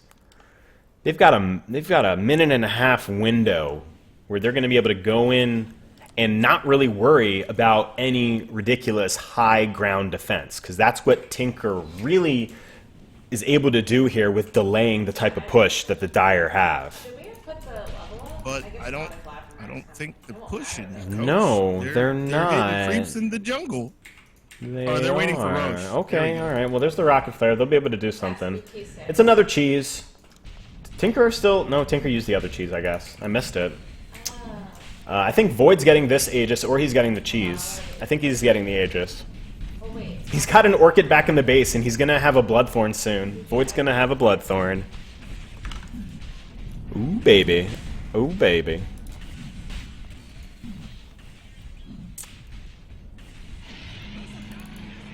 Swagman grabbing that Aegis of the Immortal. Or you can just tell me your number if it's 11, right? Okay. She's going to Cats are OD. So long as he can find the space and time, he will have a Suedo second life, if you will. Yeah, he needs 6 seconds. You're 6 not second wrong. swap, if I remember correctly. I don't remember the exact time. I just know it's an eternity. Basically. It's a sad day. You know, I do like Guardian Greaves on Underlord, but I also like getting Boots of Travel level 2. Because you can use him as like a rescue wisp. You double cast Dark Rift back at the base and use Boots of Travel level 2 to TP onto someone, and the exact second that you land on them is the exact instance you TP out with them. All right, well, here's the problem with that, in my opinion. While that's good for saving people, if you're in this close of a game or what you think is a losing scenario, which if you look at the net worth chart, Dire's still in the lead and they still have more objectives. Do you really want to play to prevent yourself from losing, or do you want to play to win? I mean, you play for the W. Absolutely. I think that they could have played this out, itemization-wise, a little bit differently. They didn't get as much value from the mech on the Underlord in the early to mid-game phase as they could have, with them really applying enough pressure around that mech and grouping. And I think that's kind of where there was a little bit of problem. That's because every time they wanted to go fight somebody, JT was hooking into him. Oh, and like so, and there goes High Horse. He's going to be stuck in a really terrible situation. They're both flying around. All the Cyclones, and now Sophie Turner, BKB'd on the back end, trying to do as much damage as possible. Cats refreshes. There's the double drop. Gem of True Sight on the down. He's going to buy back on Storm. 2 are already out of this fit, and there's another buyback again. Swagmander killing spree, triple buyback from Radiant, and they're going to need to do everything they can here to try and preserve their team. Well... One thing that we haven't talked about yet that mitigated some of the net loss right there is the last pickup that Sophie Turner had, the Butterfly, which saved them from some of the devastating right clicks that Cass was laying out. But will it be enough to get him through this onslaught? Swagmander has the Chronosphere. It will connect on Sophie Turner. Ice Wall's not going to do anything to a BKB, and he's going to be able to continue to chip him down. There goes the Bear. Hookshot doesn't connect on Sophie, but it does on their Maiden. And Crystal Maiden might be okay. He's still stuck in the route. He'll be yeah, he's good. But down goes the Clockwork. There is only 1 life that is dropped on him, and Swagmander might go down again. 587 and doing so much with this laser. I will purchase Monkey King Bar. He's got a BKB and a Manta. He's relying on those, and he can't. He can't self-defuse, so he's stuck in a terrible situation, and now Bulljax is able to exploit this. Legend of 27 is stuck out, as is Katzen. They might be able to perma-hex him here. 1, 2, what? He got stunned? No, maybe he was teasing his food. I don't know. Still blinking forward, just trying to continue to keep him controlled here. He's waiting for his team to help out. 587 needs more mana. And they got them both. That's a mega kill streak for Sophie Turner with a double kill. And that is just a Storm ult just for fun. You just can't win with you guys. Whew. Swagmander took the initiative yet again, went all up in their face, and dropped the chrono and caught Sophie Turner in it. Cats came behind him and started laying into Sophie, but he couldn't get a hit because of the butterfly. And Butterfly OP. that was the lifeline that they needed, in my opinion. Yeah, and now Sophie Turner is hitting like a machine, 192 plus 167, and so incredibly fast. We're at that 0.4 threshold. This clock doesn't have a buyback. Uh-oh, buyback for OD, and they're taking down more towers. That's a miss on the hook, and this could... It's okay. They've got the fort. Lotus Orb already cast. Might be able to deflect some serious plays here. Chronosphere is going to connect on Sophie Turner. All the stuns aren't going to be enough to save him. The Macro Pyre is doing a little bit on the back, doing some good to zone out Cats. And are they just drawing again? They're going to have to go back and push out the lane. 587 is going to do that. And it looks like the Radiant have to retreat yet again. They made progress, though. They can't be too upset with that. They got buybacks. They got some objectives. Think of it this way. OG won't get any scarier. He could correct some of his items, but that's going to take a lot of time at this point with how the creep waves are pushing in and just with how the map flow is for these teams. It's a lot of, like, everybody as a team, boop, boop, then death and murder. And then everybody as a team, boop, boop, death and murder. And then we've had like a couple skirmishes off here, and then like here, and then all that other sort of John Madden drawing around on the map stuff. But that's kind of the pattern we're seeing here. Yeah, nobody can get it's like a clean siege going on. Nobody can get a big wipe, although it's looking like the Dire are trying to threaten this as they march down the top lane yet again. Well, I mean, they had all those buybacks, and Underlord is still down for 50 seconds. Oh, God, he's the... Sacred Relic! Sacred Relic! Sacred Relic! Is Cat's going to go for the blink? No. What? He tried to hook for it. Desperation. How silly would it be if that did it? It pierces spell immunity. You know, dude, it pierces spell immunity. Maybe, I don't know. But they're throwing the Lotus Orb on the Cats. They're also throwing Glimmer on him, too. They're trying to keep him as preserved as possible, mitigate as much damage as they can. This has been a... Man, this is game 1? Jeez. Yeah, this is still game 1. This is game 1. This is... We've got a nice matchup of players tonight, though, because it's not always like this on Fight Me Friday. There's something to fight about. The Radiant have a ward over here on the ward spot, so they see them. And the Jakiro has a smoke, so they might be trying to the wrap, the young crunch wrap. But they also see them walking away, so they feel a little at ease. You know, can sit in the base, get a little bit more money, keep the creeps out of the base so they can't get picked and poked apart. But one thing they have to consider is that at some point in time, Roshan is going to be making a 4th return for the 5th time. Yeah, what do we got? Like a minute left on another Roshan here? Do you know how to read this timer? I know there's like some big tutorial somewhere, but I still don't know how to read that thing. Yeah, I think it's going to be 64.5 or so. Respawn. I think these are like minute intervals. I don't know. Whatever. We'll see. Oh, wait. Nope. It's going into the overtime. See? Flashing the red. Okay. So it's going to be a full 11-minute Roche. Because we don't know until it gets close to here, I think. I'm pretty sure that's what that reddish extra glow means, that it's going to be an extra 3. Hey, here's another big thing, important thing. Did you just see what OD picked up? Did he finally get what he needs? I will purchase Monkey King Bark. He did it! It's real! It's real! Yeah, now Sophie can't hide behind the power of the butterfly. That just got taken off the table. And and Cats also doesn't have to worry about the blind, or at least he doesn't have to BKB for it. Underlord has a blink. He goes forward, and now they've locked him down. Oh no, Swagman are getting the Chrono out on 3, but they've got the Ogre locked in the back end, and he's able to be so much of a help for them, and it's nothing he can do.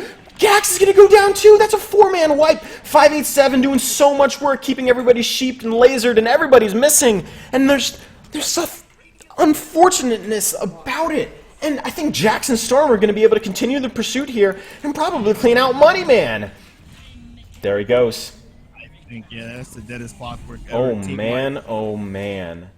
Chrono was good, but the spacing was just so close to Cats that he couldn't get away from it. If he was like a step away, or if Swagmander threw that like maybe 100 units down or something like that, Dota meters, whatever the measurement is, that would have been a completely different fight, and I'm pretty sure Dyer would be going home with a W. I just want to point out that there is a combined total net worth between both teams over 200,000. Hey man, there's a lot of money on the map now. It's a new game. Yeah, well, down go both the mid racks. Everyone from the Dire is dead. I don't know why they're even bothering with this bottom. They kill so quick. Just take it all down, but they're going to secure the Megas and go from there. They should be able to end it here within these next few seconds, because it's only going to be Clockwork and the 2 supports after the fact. So they basically have 25-30 seconds here to do it all. And I hope they're able to take advantage of that window. And I think they will. They're keeping him in the well. That's all you really need to do to start.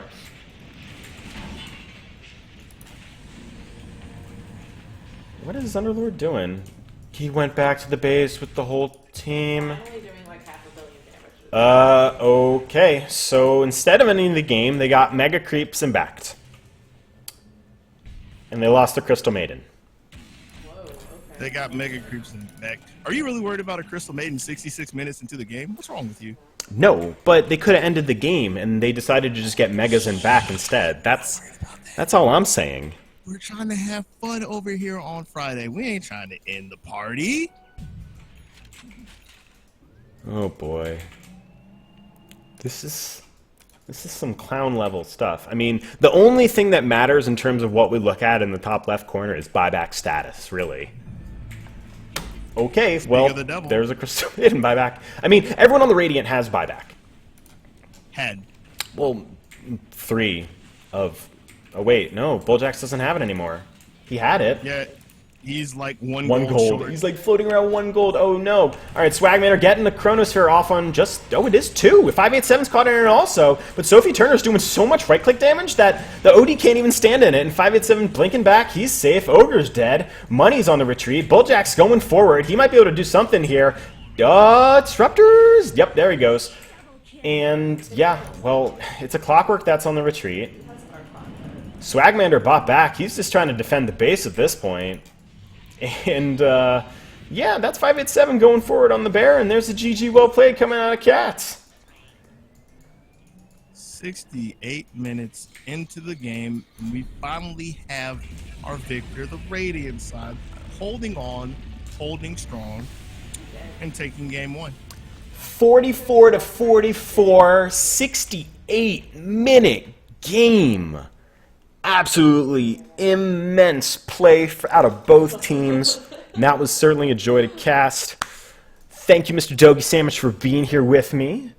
I am Reach for Sky. You can find me on the same Twitter. And we'll be coming in with Game 2 in an amount of time. I don't know if they're going to do a quick break just because of the time of this, but we're going to go to the general chat, maybe, question mark, or we'll just sit here. I don't know. Nah, I ain't going up there. Sometimes I go there and try to interview people, but if it's just an orgy of sound, it's typically not too effective. You could bring somebody down here if you want to talk to them, but do you see how many bodies are in there? I don't have any drag and drop privileges. It is not going to be something handling here. Oh, man.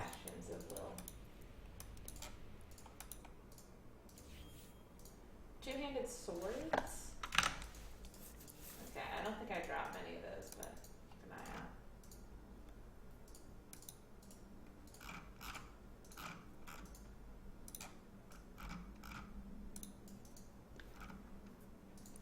Oh man, that was a thing. That was an adventure, dude. Oh man. I guess I should put on some background music for like a minute. Either that or we just talk crap, but background music would be better. I mean, I guess it could be both. I really don't know Got so many chickens. what they feeling.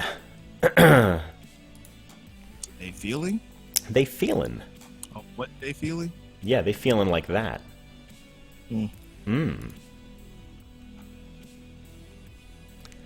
So definitely want to do a shout out to First Blood community for putting on some fun shenanigans that I can be a part of with my main man Dogi Sandwich. I agree. This is Shenanigans. Totally this has made my Friday night better than it was gonna be. Oh, word up! I'm glad that we could have that experience together, man. But also shout out to Mr. Lavenrack. Big thank you, holy Jesus, dropping a Treat Street donation for a Ben & Jerry's ice cream delivery. That's some icy thing. He sent us a couple pints of Ben & Jerry's through TreatStream. That's so awesome, man. I'm surprised I didn't hear Katie just scream in the background. She did a lot earlier, and I was trying to keep her contained. Because I had it come up on an email, and I knew about it, and I waited to gesture to Katie, and then she freaked out immediately. So, yeah. Think about it, 'cause he was in the middle of casting. Like, so he was like silently freaking out inside. Basically. Yeah, Basically. basically. Yeah. He was just silently freaking out. 'Cause he wants that icy cream just as much as I do. Yeah, I want to put some ice cream in my body. Now, if you're Dogi Sandwich, you don't want anything to do with ice cream. You probably want, like, some lemon tarts or something like that. No, I want pizza. Pizza? All right. Yep. Pizza's good. Some With no cheese and lots of meat? Or are you okay with cheese on pizza? Oh, I'm perfectly fine with cheese on pizza. I just Oh, okay. You just don't do straight cheese? later, okay. Not really. No. Terrifying. Like, How does it spawn then? Don't hand me milk. That's basically what it This is a dissolves thing down that to. can spawn? I'm weird. I I'm have sorry. never seen these before. Alright, alright. So, those are so frightening. People said that my voice wasn't coming through in-game, which doesn't make sense to me because it should be. I don't know, like someone messaged me on Discord, which is weird, because, I mean, I guess just about everybody would be watching I believe this is in the game. through stream. I don't know how many people are watching it on in-game client. It's usually people that have worse connections that would do it that way because it's a little bit better on the bandwidth. I don't know. I don't know. Sometimes I like watching in game just so I can watch what I feel like watching. True that.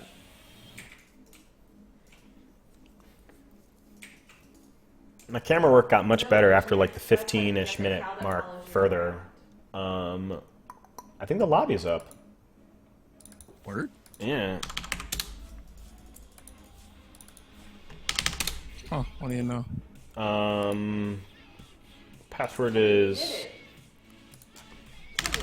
whispered I got to it. you. All right, it's Got it. easy peasy. Did you get the cow follower?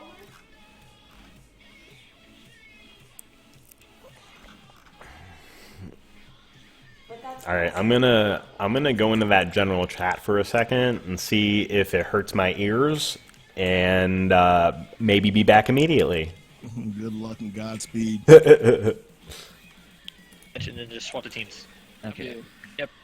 The teams are actually pretty balanced. It seemed pretty balanced as a caster. Yeah, it seems balanced. I was like, okay. We How keep was it the then. game, Sky? Did you bring Yeah, the how hype? was it? There was certainly some hype. You can ask Mr. Thorn or Gigglebuns. Yeah, it was a lot of fun to watch. Then, like, 5 throws. There was so many 3-2-2s. I couldn't count them all. It's the Game of Throws, dude. I had so many on Radiant. Oh my god. We did. We had so many bad fights. It was terrible. Both We teams had so many bad fight, And fights. then we still walk into it. Yeah, right. Anyone notice that I fucked up my clarity at the very beginning? Yeah, I saw that. I thought you were doing it. What was like the AFK ogre that had to TP out from the base? Was that actually what happened? Sorry, what? Was at the beginning of the game for the Dire? Yeah, what about it? Excuse me, what? Was that the strategy? Wait, the TP out of the base? He TP'd out of the base. I think he maybe just waited too long to leave. I don't know. I don't That's what I thought. I didn't understand it. I mean, supports can TP out early to get down wards. It wasn't early though. Oh, it wasn't? It was No. late. It was like after the game started. Yeah, it was just You like, hear the horn and you just hear TP. yeah, it was kind of like that. I don't remember. I'm so sorry. Oh, I was jeez. asking everyone, hey, what lane? And everyone was just fucking silent and non-responsive. And I was like, team? Team. Team, please? It's an unusual mechanic, I feel like. Thorn, Yeah. can you switch the game mode? All right. So what are we doing? All All random deathmatch. What? Wait. Okay. The one when you die, you get the new Yep. hero. New hero, and you retain the items and the levels and experience. So Hand of Night, that's first item. Okay, so we've got a meme game next, right? It's just gonna be memes. Naming. Dagon 5 on everyone. All right. Don't tell them what I was gonna do. How does this game work? You just change the game mode to all random deathmatch. I think that's it. Thorn, what this game mode is basically, Sandwich. Hi. We're gonna have a meme game. A meme game. All random deathmatch. Oh God. Okay. I think this could be pretty clowny. You think? Yes, it will be. Okay. It will definitely be some clown. Gosh. You sound I can't believe Laverack said icy cream. Lavenrack is my hero. Are you playing Diablos? Yeah, we're all playing Diablo together. Who are you playing with? Laverack's playing with you. Lavenrack. Oh, he's doing Crusader? Dude, he bought me icy cream, so the least I could do is level up his guy. Ask him what the Crusader set for the season is. Is it if it's Thorns or what? Did you? What? No. What's the thing? Lavenrack, Sky wants to know what the Crusader set is for the season.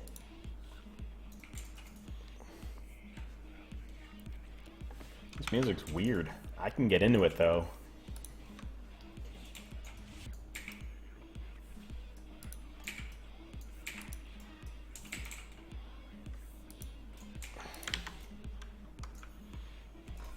Killed him already. Hey, the lobby's loading. Yeah, you should. I'm standing on top of the loop. Oh shit. Well, we're just right on into it like that. Okay, there we go.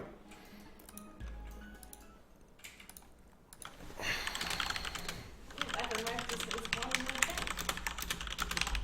Almost there. Is there even anything to talk about? There's some swaps. There's some swaps going on. I don't know who's who though. I mean, I guess we should do like the whole introduction to the game because the people need to know that for game 2 of the Fight Me Friday, it is it is all random deathmatch. All random deathmatch. Oh boy, so You even get the intro. Yo, hold up. yes, fight. All right, Sandwich. That's like your Street Fighter shit at the beginning. Hey, round 2, fight. Is that good? I like it. Yeah, I can get down with that. But oh shit! Oh shit! Oh shit! Oh my god! They're going for it. They're going for it. Oh my god! Dire smoke up, TP out, and there's no Roshan. Why would they say that? Right? Actually got tore out the frame. No, they fucked it up themselves. They just ruined it. They just ruined it. They ruined it. No. So today we learned that Roast does not spawn when the game starts. He spawns at the 104. He spawns at 104. They're fucked. Oh, really? He spawned like a second. I don't know. I don't know. Oh my god. Ah! First blood. Terrorblade is down. Oh my god.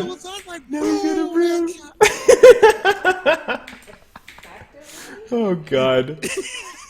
Can we restart? Yo. Hey. We can go ahead and Hey. GG out of this. Honestly, I just tumbled. That's all I did. Oh God. What a start. That was a welcome to all random deathmatch where the score is made up and the net worth doesn't really Oh matter. God, I love it. Whose line is it anyway? Hell yes. Can we restart, please? They want to restart, please, because they are sad it did not work. I don't know what to tell them. I don't know what to tell them. I don't know what to tell them either. I don't know what to tell them. I think I tell them to hold this L and we play this game out. I think it's just some baby rage. I think that's how we're gonna have to approach it. Do I drop a link in chat? Do I drop a? Do I say something I in don't chat know. too? Well, How about this? you How about do a whatever. tier? Just a single I'm tier. gonna say a Rubik. that catching up on this action, we have our sniper, our sharpshooter, Storm, playing the Coddle. 587 over on the Radiant side playing the Templar Assassin. Sophie Turner looking into the future with the Oracle. Booyah Yeah. playing Bristleback. And High Horse dropping the wards with Pugner. Oh baby, and we've got Legend 27 on the Batrider, Swagmander on the Treant Protector accompanying him here, and they're actually applying a little bit more pressure on him here. So tension's going to be here for now, and I think they'll be able to back up and be a-okay for the interim. But I don't know how to pronounce his name, Brewmaster in mid, and Ooh-ah. yeah, and JT Money is going to be our Ursa Bear, partnered up with Gax on the Shadow Demon for now. Gax taking his first point into the Shadow Catcher. Well, everything's about the for now, because all random deathmatch, boys and girls. Yeah, yeah. If you're not familiar with this mode, as you can see, we already have a score of 40-39. That's not how many kills have gone down, but how many lives are left. If you can somehow finish a complete game of Dota, then that doesn't matter. But every time your hero falls, you will respawn with a new one, which might happen in the bottom lane. Oh no, Bulljax is running around in the tree line, but you know you get those quill sprays stacked up, and you're gonna cause some havoc because we're at +3 stacks. But top lane Legend does die. I miss it, and shenanigans are still afoot up there. But Jax is in an interesting predicament here, and I think it'll actually kind of resolve as a no kill. But top lane Swagmander on the Treant Protector, I kind of expect him to do his best to try and not die for him, because Tree is such a great hero to have in all random deathmatch early on, especially. He's just a great hero altogether. The brand new buff, getting the buff from the newly appointed Ancient Apparition and the Chilling Touch. Oh, absolutely. Oh no, bottom lane, they go down. Treant Protector able to salve up in the top, but JT Money almost dies, but they end up killing Bristleback. So this is really valuable for him. If Money's able to stay alive as an Ursa Bear and get any sort of progression, he'll be able to take over the game, and he could end up being Ursa the entire game realistically. And I mean, that's great for an Ursa Bear. Meanwhile, in the top lane, they're trying to go in on the Ancient Apparition. Oh, High Horse gets frozen. But no puns are needed as he's about to get lit. Swagmander takes down the little skeleton man, and he's going to continue to chase Sophie here. Is he going to be able to hit him, though? That's the question. And with it being in the trees, I'd say no, because that doesn't matter. Yeah, Sophie had 10 movement speed on him. And yo, side note, if you don't catch this, you have the wrong overlay. Oh, I changed it from Right. then to now, but yeah, I know. It's just like stuff started happening so quickly, I didn't switch it. Just making sure. Wah, wah. Now that we have a little bit of a break, Yeah. cool down in the action, 38-37. Oh god, as, mid lane we have TA. High Horse huh? TA almost killing the Brewmaster. So low. Just landing lots of nice cleaves and slices. Yeah, if Ua can make it over to level 6 and get his primal split, he might not be able to last the whole game, but he could very easily take a hero to away, just like what's going to happen in mid. But he was too early on the clap. Premature clapulation, and 587 just walks it off. Premature clapulation. Hey, Scott. What is up? Never mind, it just changed. Yeah. I'm just going to warn you about the overlay. Oh yeah, I didn't. Yeah. We Yep, good. Cool. All good. Woo! Double support in the top lane, though. The Legend trying to hold the fort now, but he gets burned Sophie by Turner, Sophie. pop pop. Two-pieced him. Basically. Gax tries to come up here and keep this tower in check. Oh no, Swagmander not able to get it because a little bit of miscommunication it looks like, and Sophie Turner will just kind of walk away. Still getting poked quite a bit. Do you see the tri lane that they just randomed into? Think about it. They just randomed into a perfect tri-lane. What is this RNG? I don't know. Shadow Demon and Kunkka, while not being a common support duo in the meta now, was common With the in Leshrac 6.8. too. Yeah. Your boy the Disco Pony. I miss the Disco Pony. I miss the era of the Disco Pony, Bloodstorm, Octarine, OG, original. I thought that was hilarious. I just liked being able to pick Disco Pony every game and know that I was going to win. You know? I mean, you know he's back in the meta, in the North American meta. Not to the same extent as that, though. Nah, he's a support. You can't play any int carries except for OD and Invoker because of the power of infused raindrops. And sure, they got nerfed in the last patch, but they're still a big bane. Again, no pun intended. I need to get off of that because this top lane, there's going to be a lot of banes going down. Oh no, Leshrac. Leshrac, as he gets taken off the map. Swagmander walking away, trying to keep the Admiral afloat. Yeah, and I wonder how many people are going to be going for Midases this game. So, general strategy of ARDM that, oh god, bottom lane, down. He goes. Money able to take out the Bulljacks. Yeah, for a brief period of time, there was a CM. But Money has not only boots, but a Windlace and an Orb of Venom too, so he hits you once and you're not really going to get away from him. Well, but if we raise... Oracle has his Midas now, so Sophie Turner may actually look to switch to a new hero. Storm might have to switch to a new hero if, ooh, never mind! It's the bash! They both go down! But Sophie Turner is going to get followed up on as well, and 587 here is ready to do some damage. Swagmander, no mana on him, but Brewmaster will be there to kind of dish it out. Oh god, we've got a Techies, and a Sniper, and a Veno. Ooh, fun stuff. We also have a Morphling. 587's continuing the pursuit. Bulljax is here now. He will have Waveform if he wants to use it, and, I mean, Brewmaster might look to try and, yep, there's the split, and Bulljax now needs to be in a little bit of a more safety net, and he's not using the Morph early enough. He is able to replicate out. Gets a salve as well. Yeah. He's going to be okay to fall back with the 5-man that the Radiant have going in the top lane. Yeah, but you notice he's sitting at, 600 HP still, so really slighted into having high DPS. Oh, man. What are they, what? Nobody knows why they're pausing. It's just the thing that happens in Dota. I mean, Does it have to do with JT Money, like, almost dying? I don't know. I think it maybe the Techies? What? I don't know. Nobody knows. Money is gross. I like that the Sniper has Trank Boots and he's gonna have a Midas. The Techies player, ASLDKAL I mean, oh my god, it's Coco! Oh wow. Okay, so Coco mains Techies. Okay. It doesn't sound like a...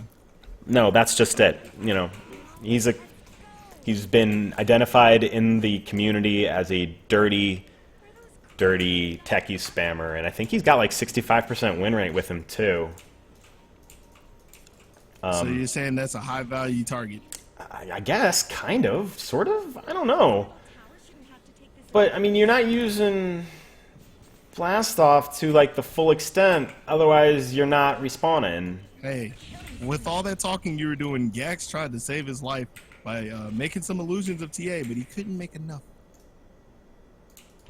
Sad day. And I think he is the last person. He's the second to last person. Oh no, top lane. Brewmaster able to take out the Storm. Sophie Turner still hiding in the tree line. They won him. Swagmander pinging it out. Not really pursuing it. But where you were getting at, you were talking about people still being on their first hero, right? Yeah, I think 587 is the last one with his TA. Well, we've got 587 and Money. Yeah, Money's still right. Ursa. Because that Ursa is going to be going for the Vlads now, and he's definitely playing safe. You can see that, because he's just falling back on the jungle a little bit more than just sitting in the lane because he is a high-value target right now. He's over here serious gaming while everybody's trying to have fun. He's got a hero he likes. I can understand not wanting to lose it.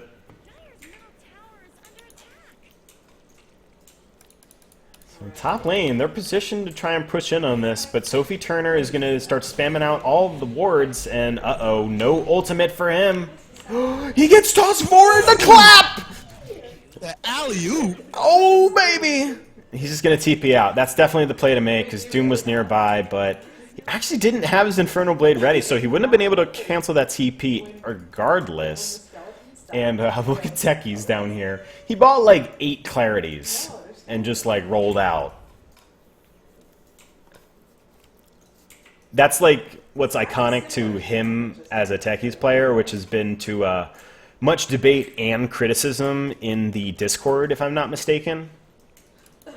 But mid lane, 587 and Money are going to have a little bit of a disagreement, but Swagmander missing, 587, great juke. Yeah. Yep. Got one. And Techies is hiding in the trees. Oh, gosh. I know where he's at. Oh, yeah, for sure. He's I mean, just if going to there's- make a little house.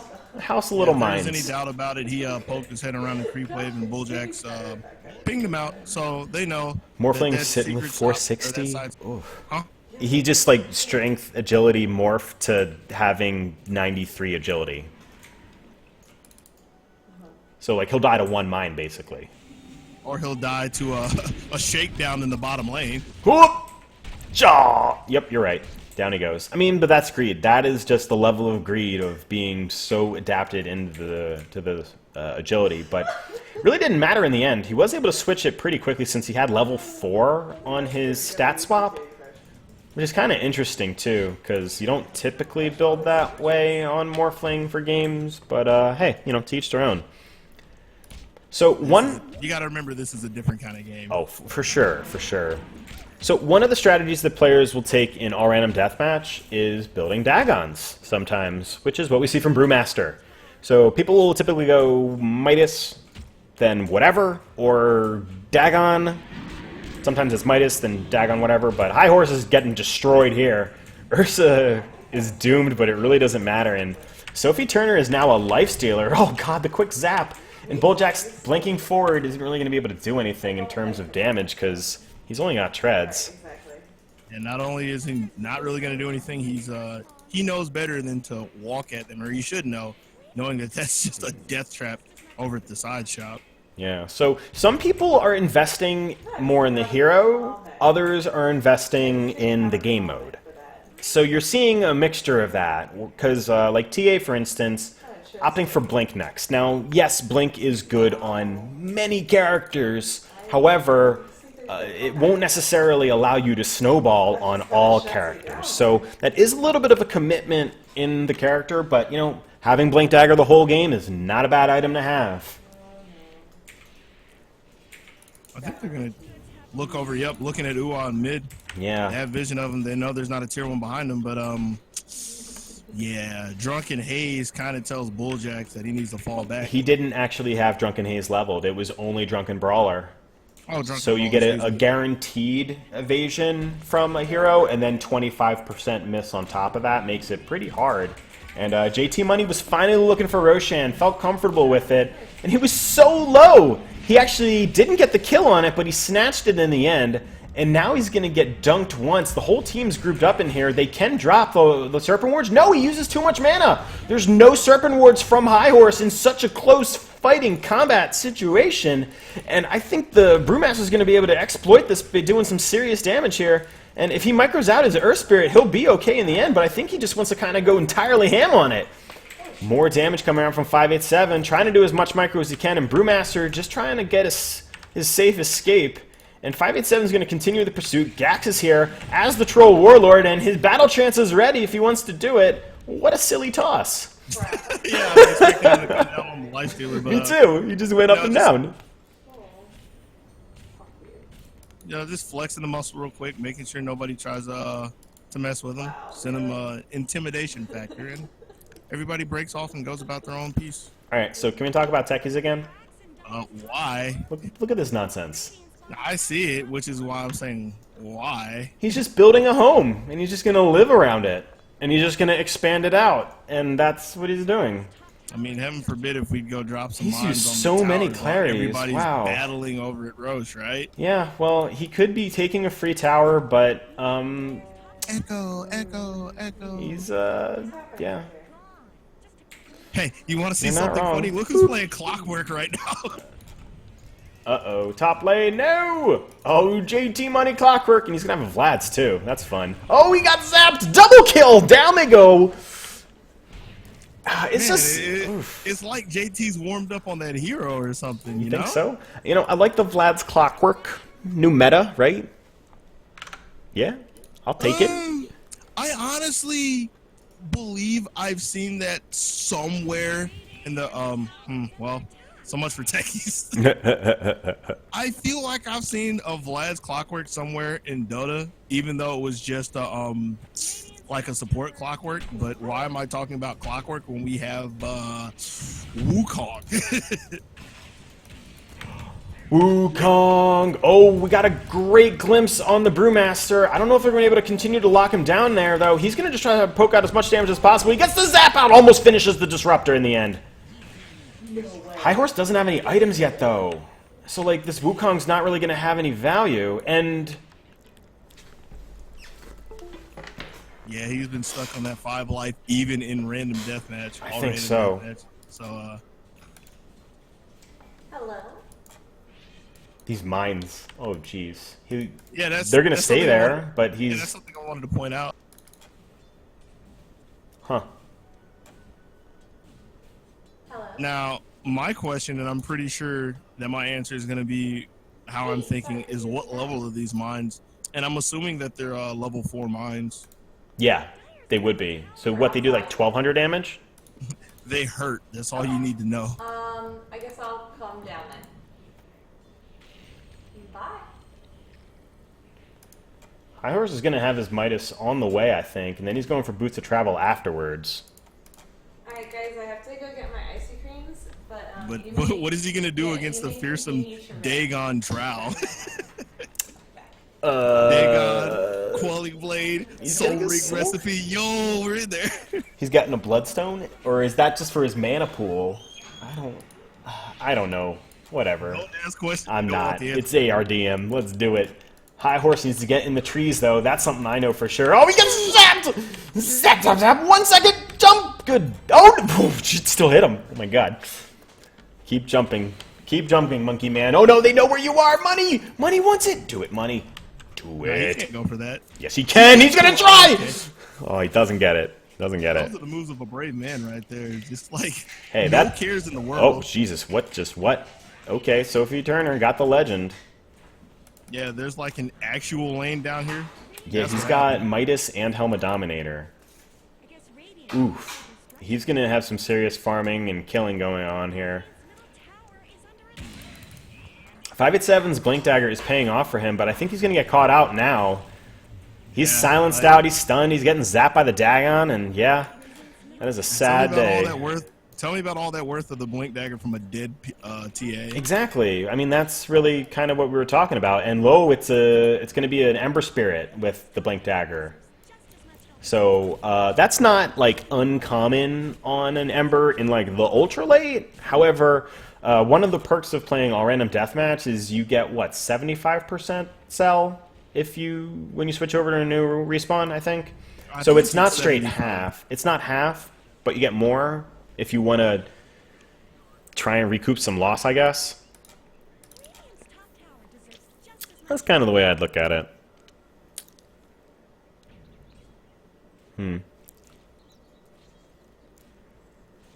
Yeah, I think Sophie Turner is just going to kind of focus on farming. He's got a Helma the Dominator and a Midas, so that's kind of what it speaks to me as.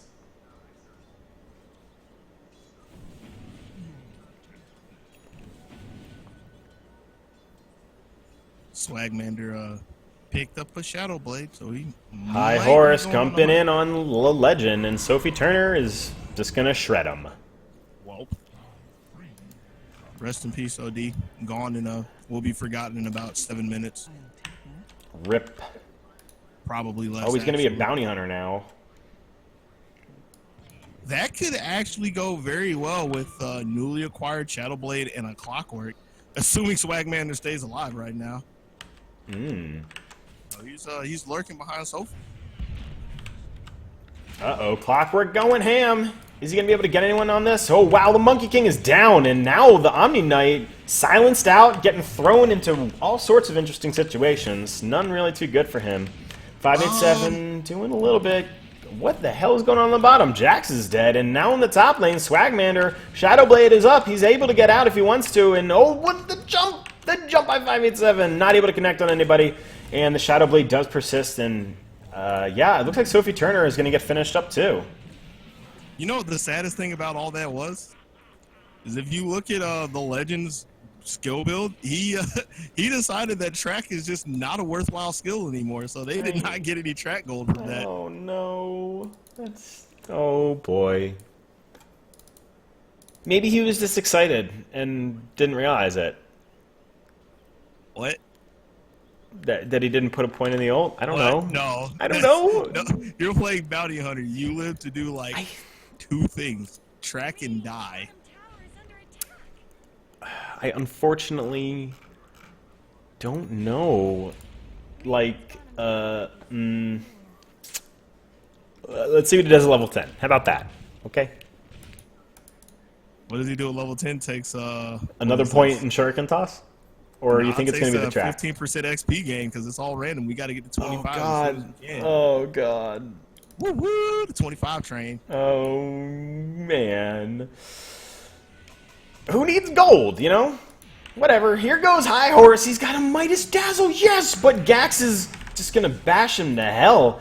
That ultimate is dropped. I don't really know what's going on here. These are some clowny fights, but Jax might be able to do some punishment to Gax. It's not really going to happen. Blink Abaddon with a Midas. This is glorious. I wanted to talk about that. You know what he could have did? He could have did the Have you heard of the build that Febby does with Abaddon? Is it like the Blink Aether? No, it's well, let's talk about what's happening over here in the jungle. Well, what happened in the jungle where Sophie died yet again with the double dragon, the Midas Helm double dragon. But nah, what Febby does sometimes is he gets 4 points in Miscoil and 2 points in Aphotic Shield. So what happens is when you do Miscoil, it automatically breaks your shield. So that's 400 nuke damage right there. Now think about that going in on poor Uo. Wait, never mind, you don't have to. You got tag team by 587 and Jax. Jeez, and now the legend is just going to fall too. He's silenced out, and yeah, he goes down. He did actually put it in the talent tree too, so you were right. And there goes the Ember Spirit also. And now it's a 3-for-1 exchange too. This is getting confusing. All right, Spectre coming in. This is Sophie Turner. All right, so he's on the Spectre now. He's trying to go in on Swagmander now. No, he does not hit on the Spectral Blade, but Gax with the Shadow Blade, Swagmander with the Shadow Blade. Only one of them having enough mana, but on cooldown for the other. Yeah, just another one of those in-place tosses to let Sophie know that he better not try to tussle with the muscle. And they break off yet again. Oh my god, like trying to keep up with the hero names and people changing is... Yeah. All random deathmatch. Yeah, I know. Uh-oh, High Horse. High Horse. High Horse, no. High Horse, no. High Horse, no. That's a thing on 4 Dragon. Don't do it. Don't do it. Oh, Is he just giving up? Yeah, he just gave up. He was just like, guys, this is it for me. You ever play Quake? Way back in the day, man. That was like one of the first ones. Oh, so you remember the railgun? That's what happened to High Horse. And quad damage railgun. Just pack it up. Oh, God. All right, well, Sophie Turner just got a Dagon now. We got a Spectre with a Midas, Helmadam, and a Dagon. Be on the lookout for the Kiev. You seen it here first. That's going to be the next major. All right. What are you more afraid of? The Spectre with a Dagon and a helm, or Centaur with Blink Veil? Blink Veil Centaur sounds kind of scary. I mean, double edge. It's all magic damage. It's all magic damage. Yeah. Wow. High Horse is getting zapped. That Winter Wyvern is just so clown mode, and that level 5 Dagon is only a courier away.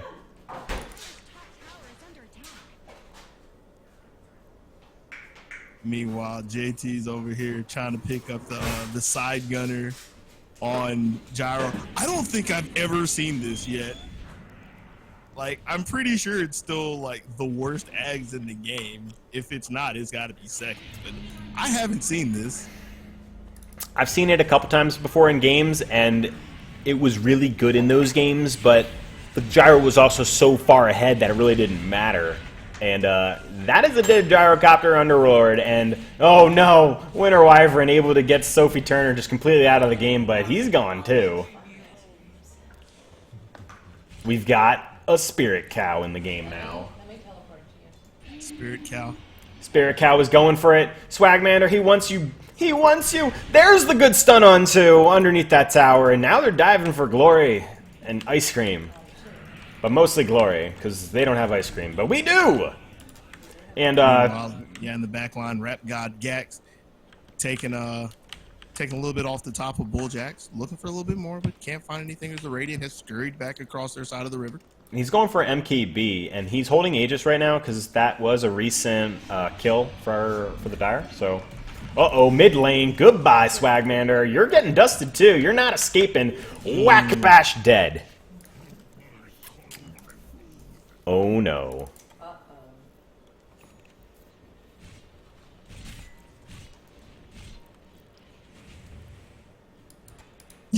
Oh my god, that blink from downtown! That was the longest leap ever. Dwight Howard from the free throw line got the dunk, but you know, still didn't win the game for his team. He didn't move more than 1,400 units in .015 seconds. I guess. I don't know. That's what this. I don't know. That's what the specifications underneath it are. That's all I got.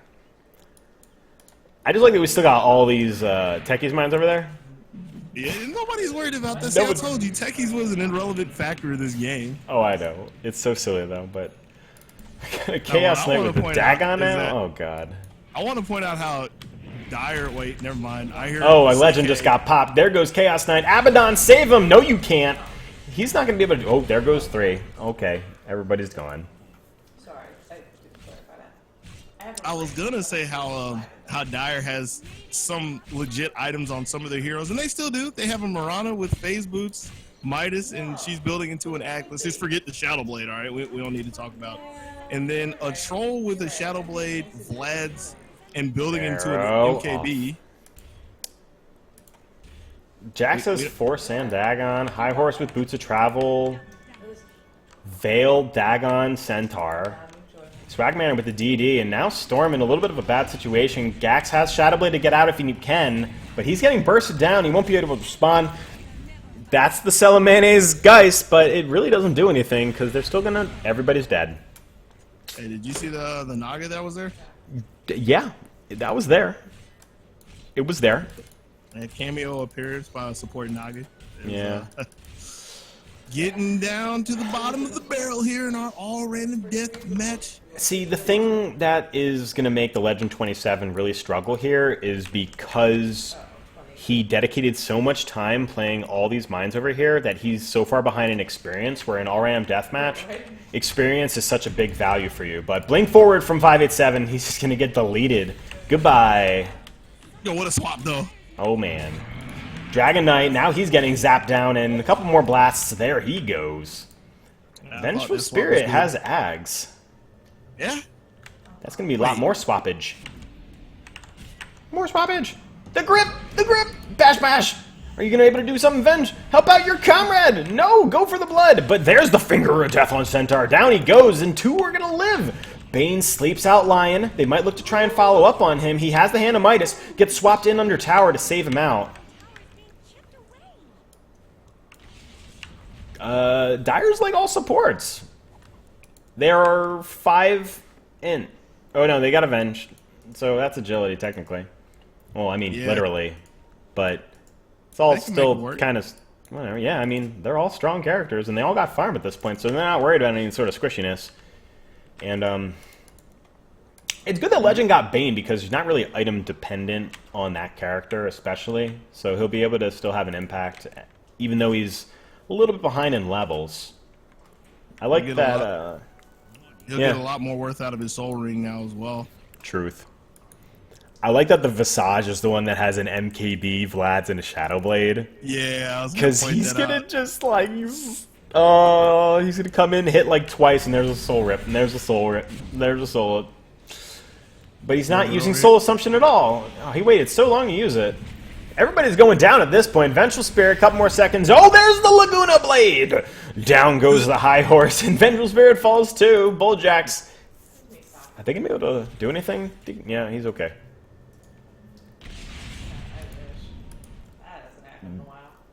They were stunning where he was before he chained. Hey man, it's hard to keep up with the action here. It's true. It's true. Give him a So, break. what we got on the back end for Radiant here? Oh man, we got an Enchantress, Lycan, and a Nyx coming out. That is Enchantress for Sophie Turner. The Lycan... Oh, jeez. What the... The Lycan has a Hurricane Pike. The Nyx has a Dagon almost. I know I can get a socket. And Yeah, 587's actually on a Pudge now? Oh boy. Yeah, What? 587 was the one that killed JT Money with the surprise pudge. at Oh, the- hold up. JT Money is Rubik and he has Ags. Yo, Vlad's Ags phase boot Rubies. That's my This dream is new right there. meta. I know, am though- surprised he didn't get the plus 50 damage. Let's be real. That is a carry Rubik at this point. Sticky fingers on 587, but he's able to walk it off. Hex on Pudge, following up with a couple more right clicks on the Lion. And Sophie Turner might be able to finish him off with the Impetus, and down he will go. Other side of the map, Legend 27 falls to the Lycan. 200. Maybe that's his HP or something, I don't know. But they're going to continue trying to have the pursuit here. A couple more clicks on JT Money. He's not in a good spot. He has the Timber Chain, though. Timber Chain, yeah. Then the Luna Bade on Jax really doesn't do anything. Did that connect? I'm not sure, but Money... Oh, God, all the chains. He's going to try and get out of here. Please do. I don't know. Chain in one. One more, two. There he goes. Bulljax, are you going to be able to get him? He's continuing the pursuit. Bulljax throwing out the Chakram. I would love to see Rubik steal it. Is that a Vladibok with the Wolf? I'm not sure. No. That's his own wolf. He took wolves first from Lycan, and then he took Timber Chain. And now he's just trying to be a little abusive little Rubik. And what's he steal now? Rod? That's not worthwhile. He's got to steal something good, like that Soul Assumption. And nope, he's just going to get plopped down. He's got Enchant. That's not going to do anything for him. He's going to get zapped. One more hit, he's down. Unfortunate for Rubik to go down in that sort of situation, but... Yeah, I think that's a really powerful hero to lose at this stage of the game, especially with Axe. He should have just cashed in, or cashed out rather, with the Timber Chain and left. But I agree.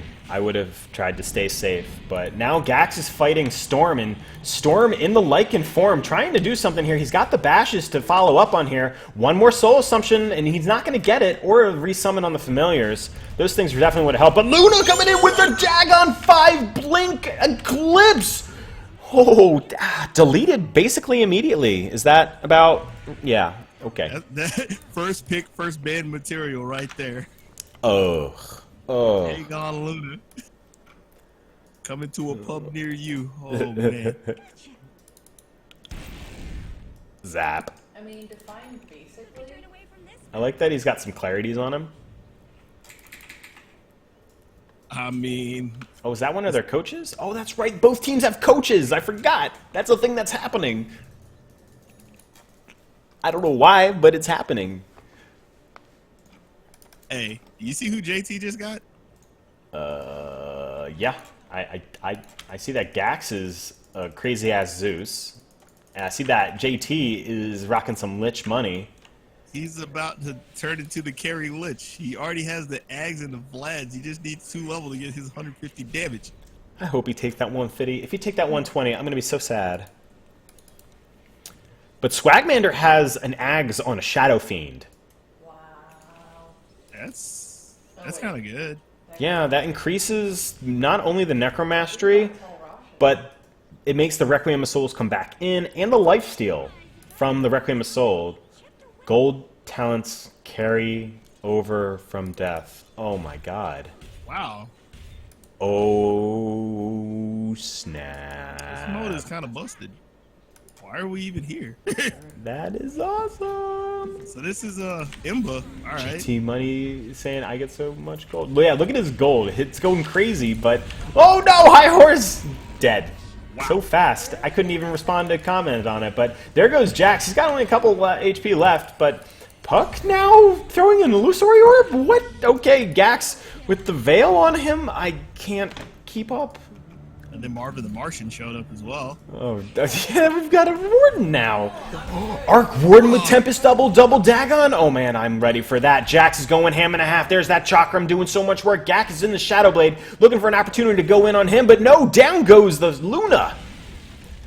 A couple more lives is all that we really have left. 587. He wants it. He has the blink in another 7 seconds.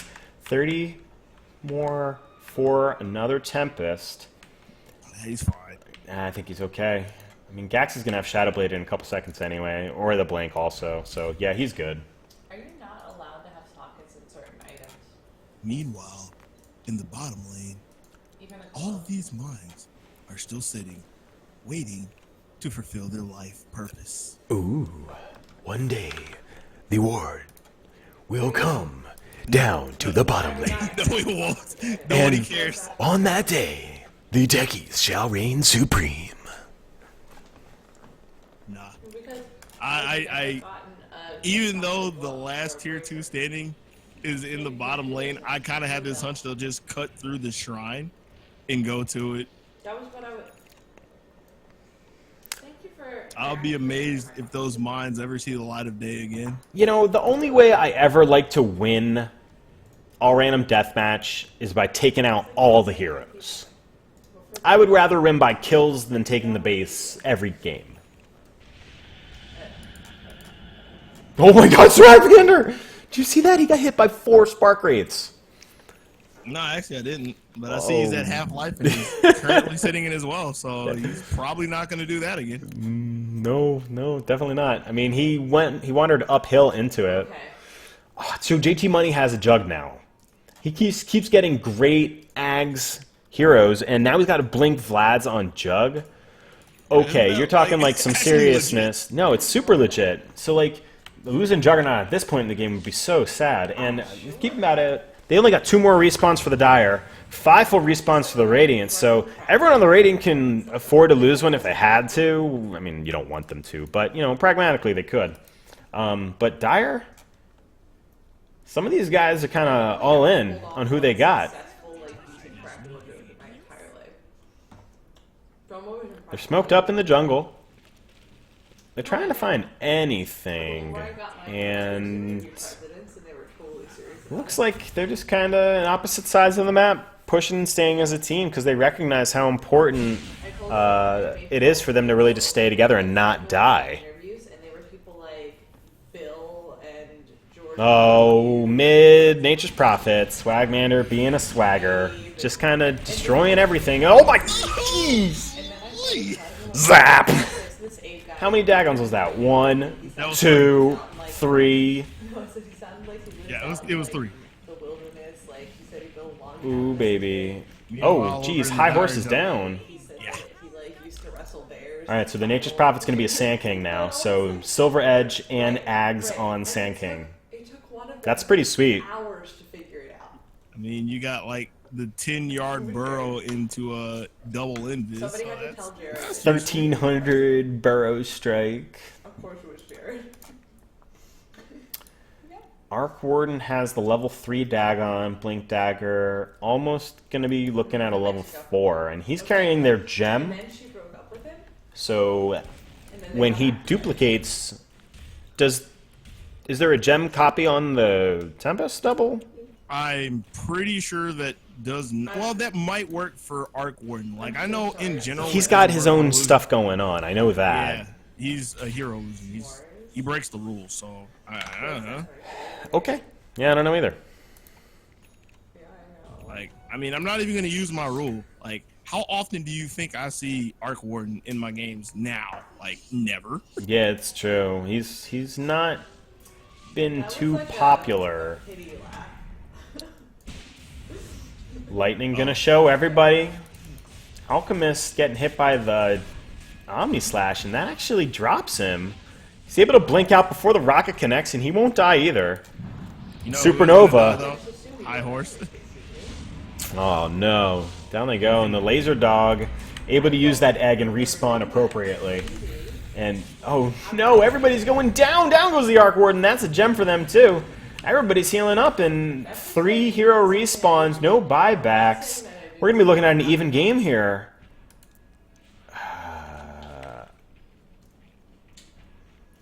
Oh, whatever. I don't know what that means. I don't know. They'll probably explain it to us in a second. They're I'm the sure ones they out will. there having a fun scrambling around in this game. Brood, Blink, Dagon, Veil.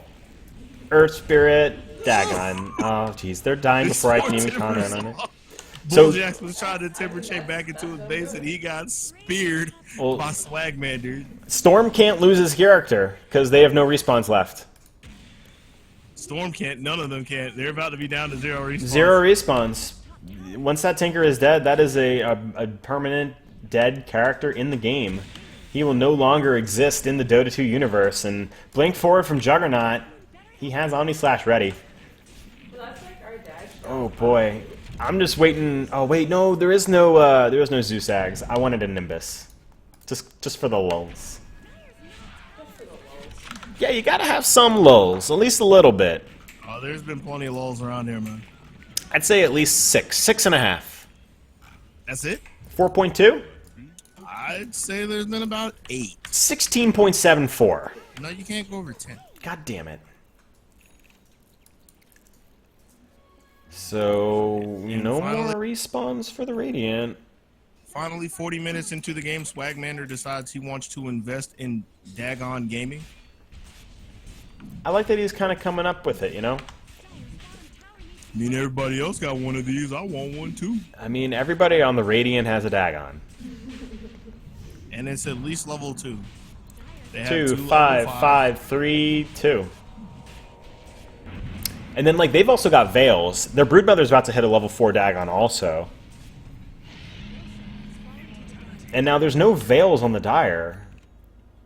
Nah, and they they've only got tried 2 to do, Dagons. like legit physical DPS items and like silver edges for passive and stuff. You know, they weren't trying to play no gun games over here. Hey, well, that's the strategy that people can choose to take in all random deathmatch. I am not consciously doing that though.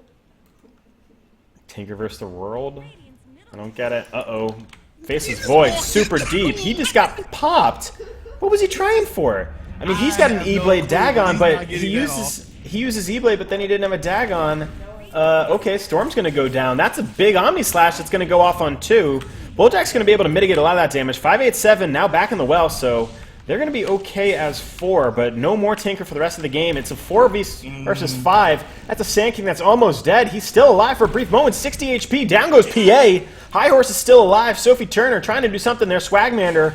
He's alive still. He's going ham and a half. Couple more HP. 150. He's alive. Laser Dog keeping Swagmander alive. Sophie Turner going to have to come on back into life. And now, oh no. Laser Dog went down. He's going to be a Razor in the end, but it is a 3 on 5. It's a 3 on 5 now. For the rest of the game, we got a 3v5 on our hands. They got to try and take these guys out one-on-one, and then try. Oh, there goes Zeus. Oh, there's another. Oh my God, High Horse. No, he's gone. That was a pop. Sand King though. 1, 2, click. One more hit. One more hit. Did he get it? He got him. He's down. I was gonna be. So now we got a 3v1, 3v2. We got a 3v2. Oh my God, Money, JT Money taking some hits. Oh, they're gonna follow up in on another Omni Slash. But oh, how opportunistic! Yes, they're good. They're gonna be able to follow up a couple more seconds. 1 more second for a blink. He's gonna have a dagger in a couple seconds. There he goes. He's down. Yo, this is Void. Wait, no. Void E-bladed his ally. That was Void E-blading his ally. 100%. Yes, no, yes, it was. Because his cooldown went down. Oh, it was almost Techie's time, dude. Oh my God. No, look, dude. The last person remaining on their team is their Razor, who was the Techies. Alright, they're full circle. Full circle. This game just came full circle. What the hell? It's all about the techie. It's in techie land now. Oh god. Yeah, he's literally camping He's his camping mind. his mines, and they got megas almost. There's just the melee racks, and it's just the two of them. What sort of? He's trying to think of a strat to bait him into the mines. That's all he needs. This is a classic play God. that has gone down in many of the all random deathmatch majors. We've seen this time and time again over in Manila. We've seen it in Moscow, and we're seeing it here. The Statue of Liberty play originating from the Radiant side shot. Now, let's see if the legend can become a legend today. 2-on-1. Radiant hanging on by a thin thread of their melee racks. That was my JT Money. JT Money's telling him where he's at. He's hiding. Who kill him? It's a trap. It's a bait. It's a bait. Storm knows it's a trap. Yo, is that a stream snipe? I don't know. It could be. I think that's a stream snipe right there. I don't know. But like, they also know that from like earlier in the game too. Why is Sophie saying that? Sophie wasn't the Morphling down there. Yeah, but their team has gotta talk. They didn't talk about that. Their team has gotta talk. They're on the same team. No, they didn't tell them that. They're too busy trying to buy Dagons and everything. They ain't worried about techies. All right, you're not entirely wrong there. Joe Sophie's walking down here. This could be the legend. The legend could be born right here.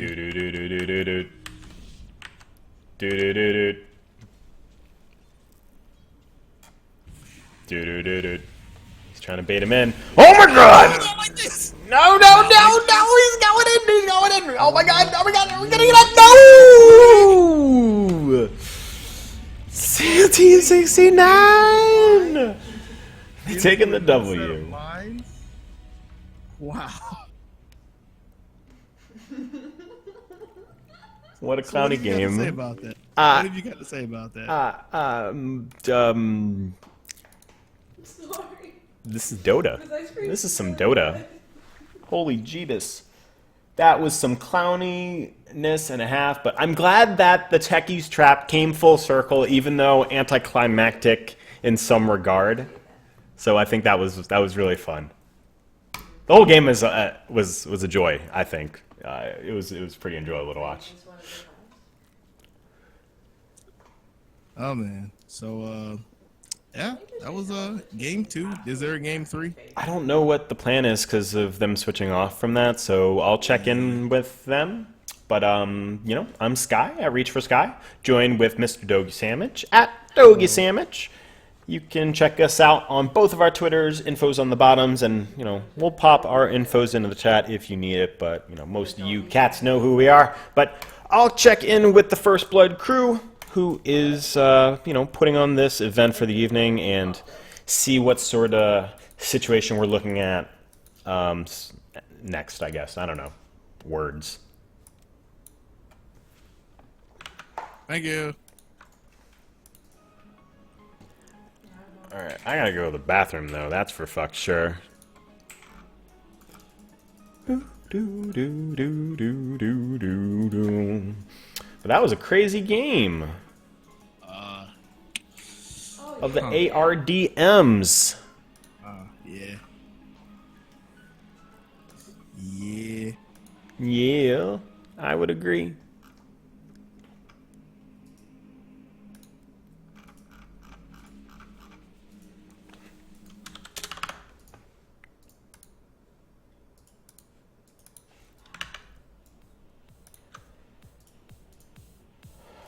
Okay, I will be right back.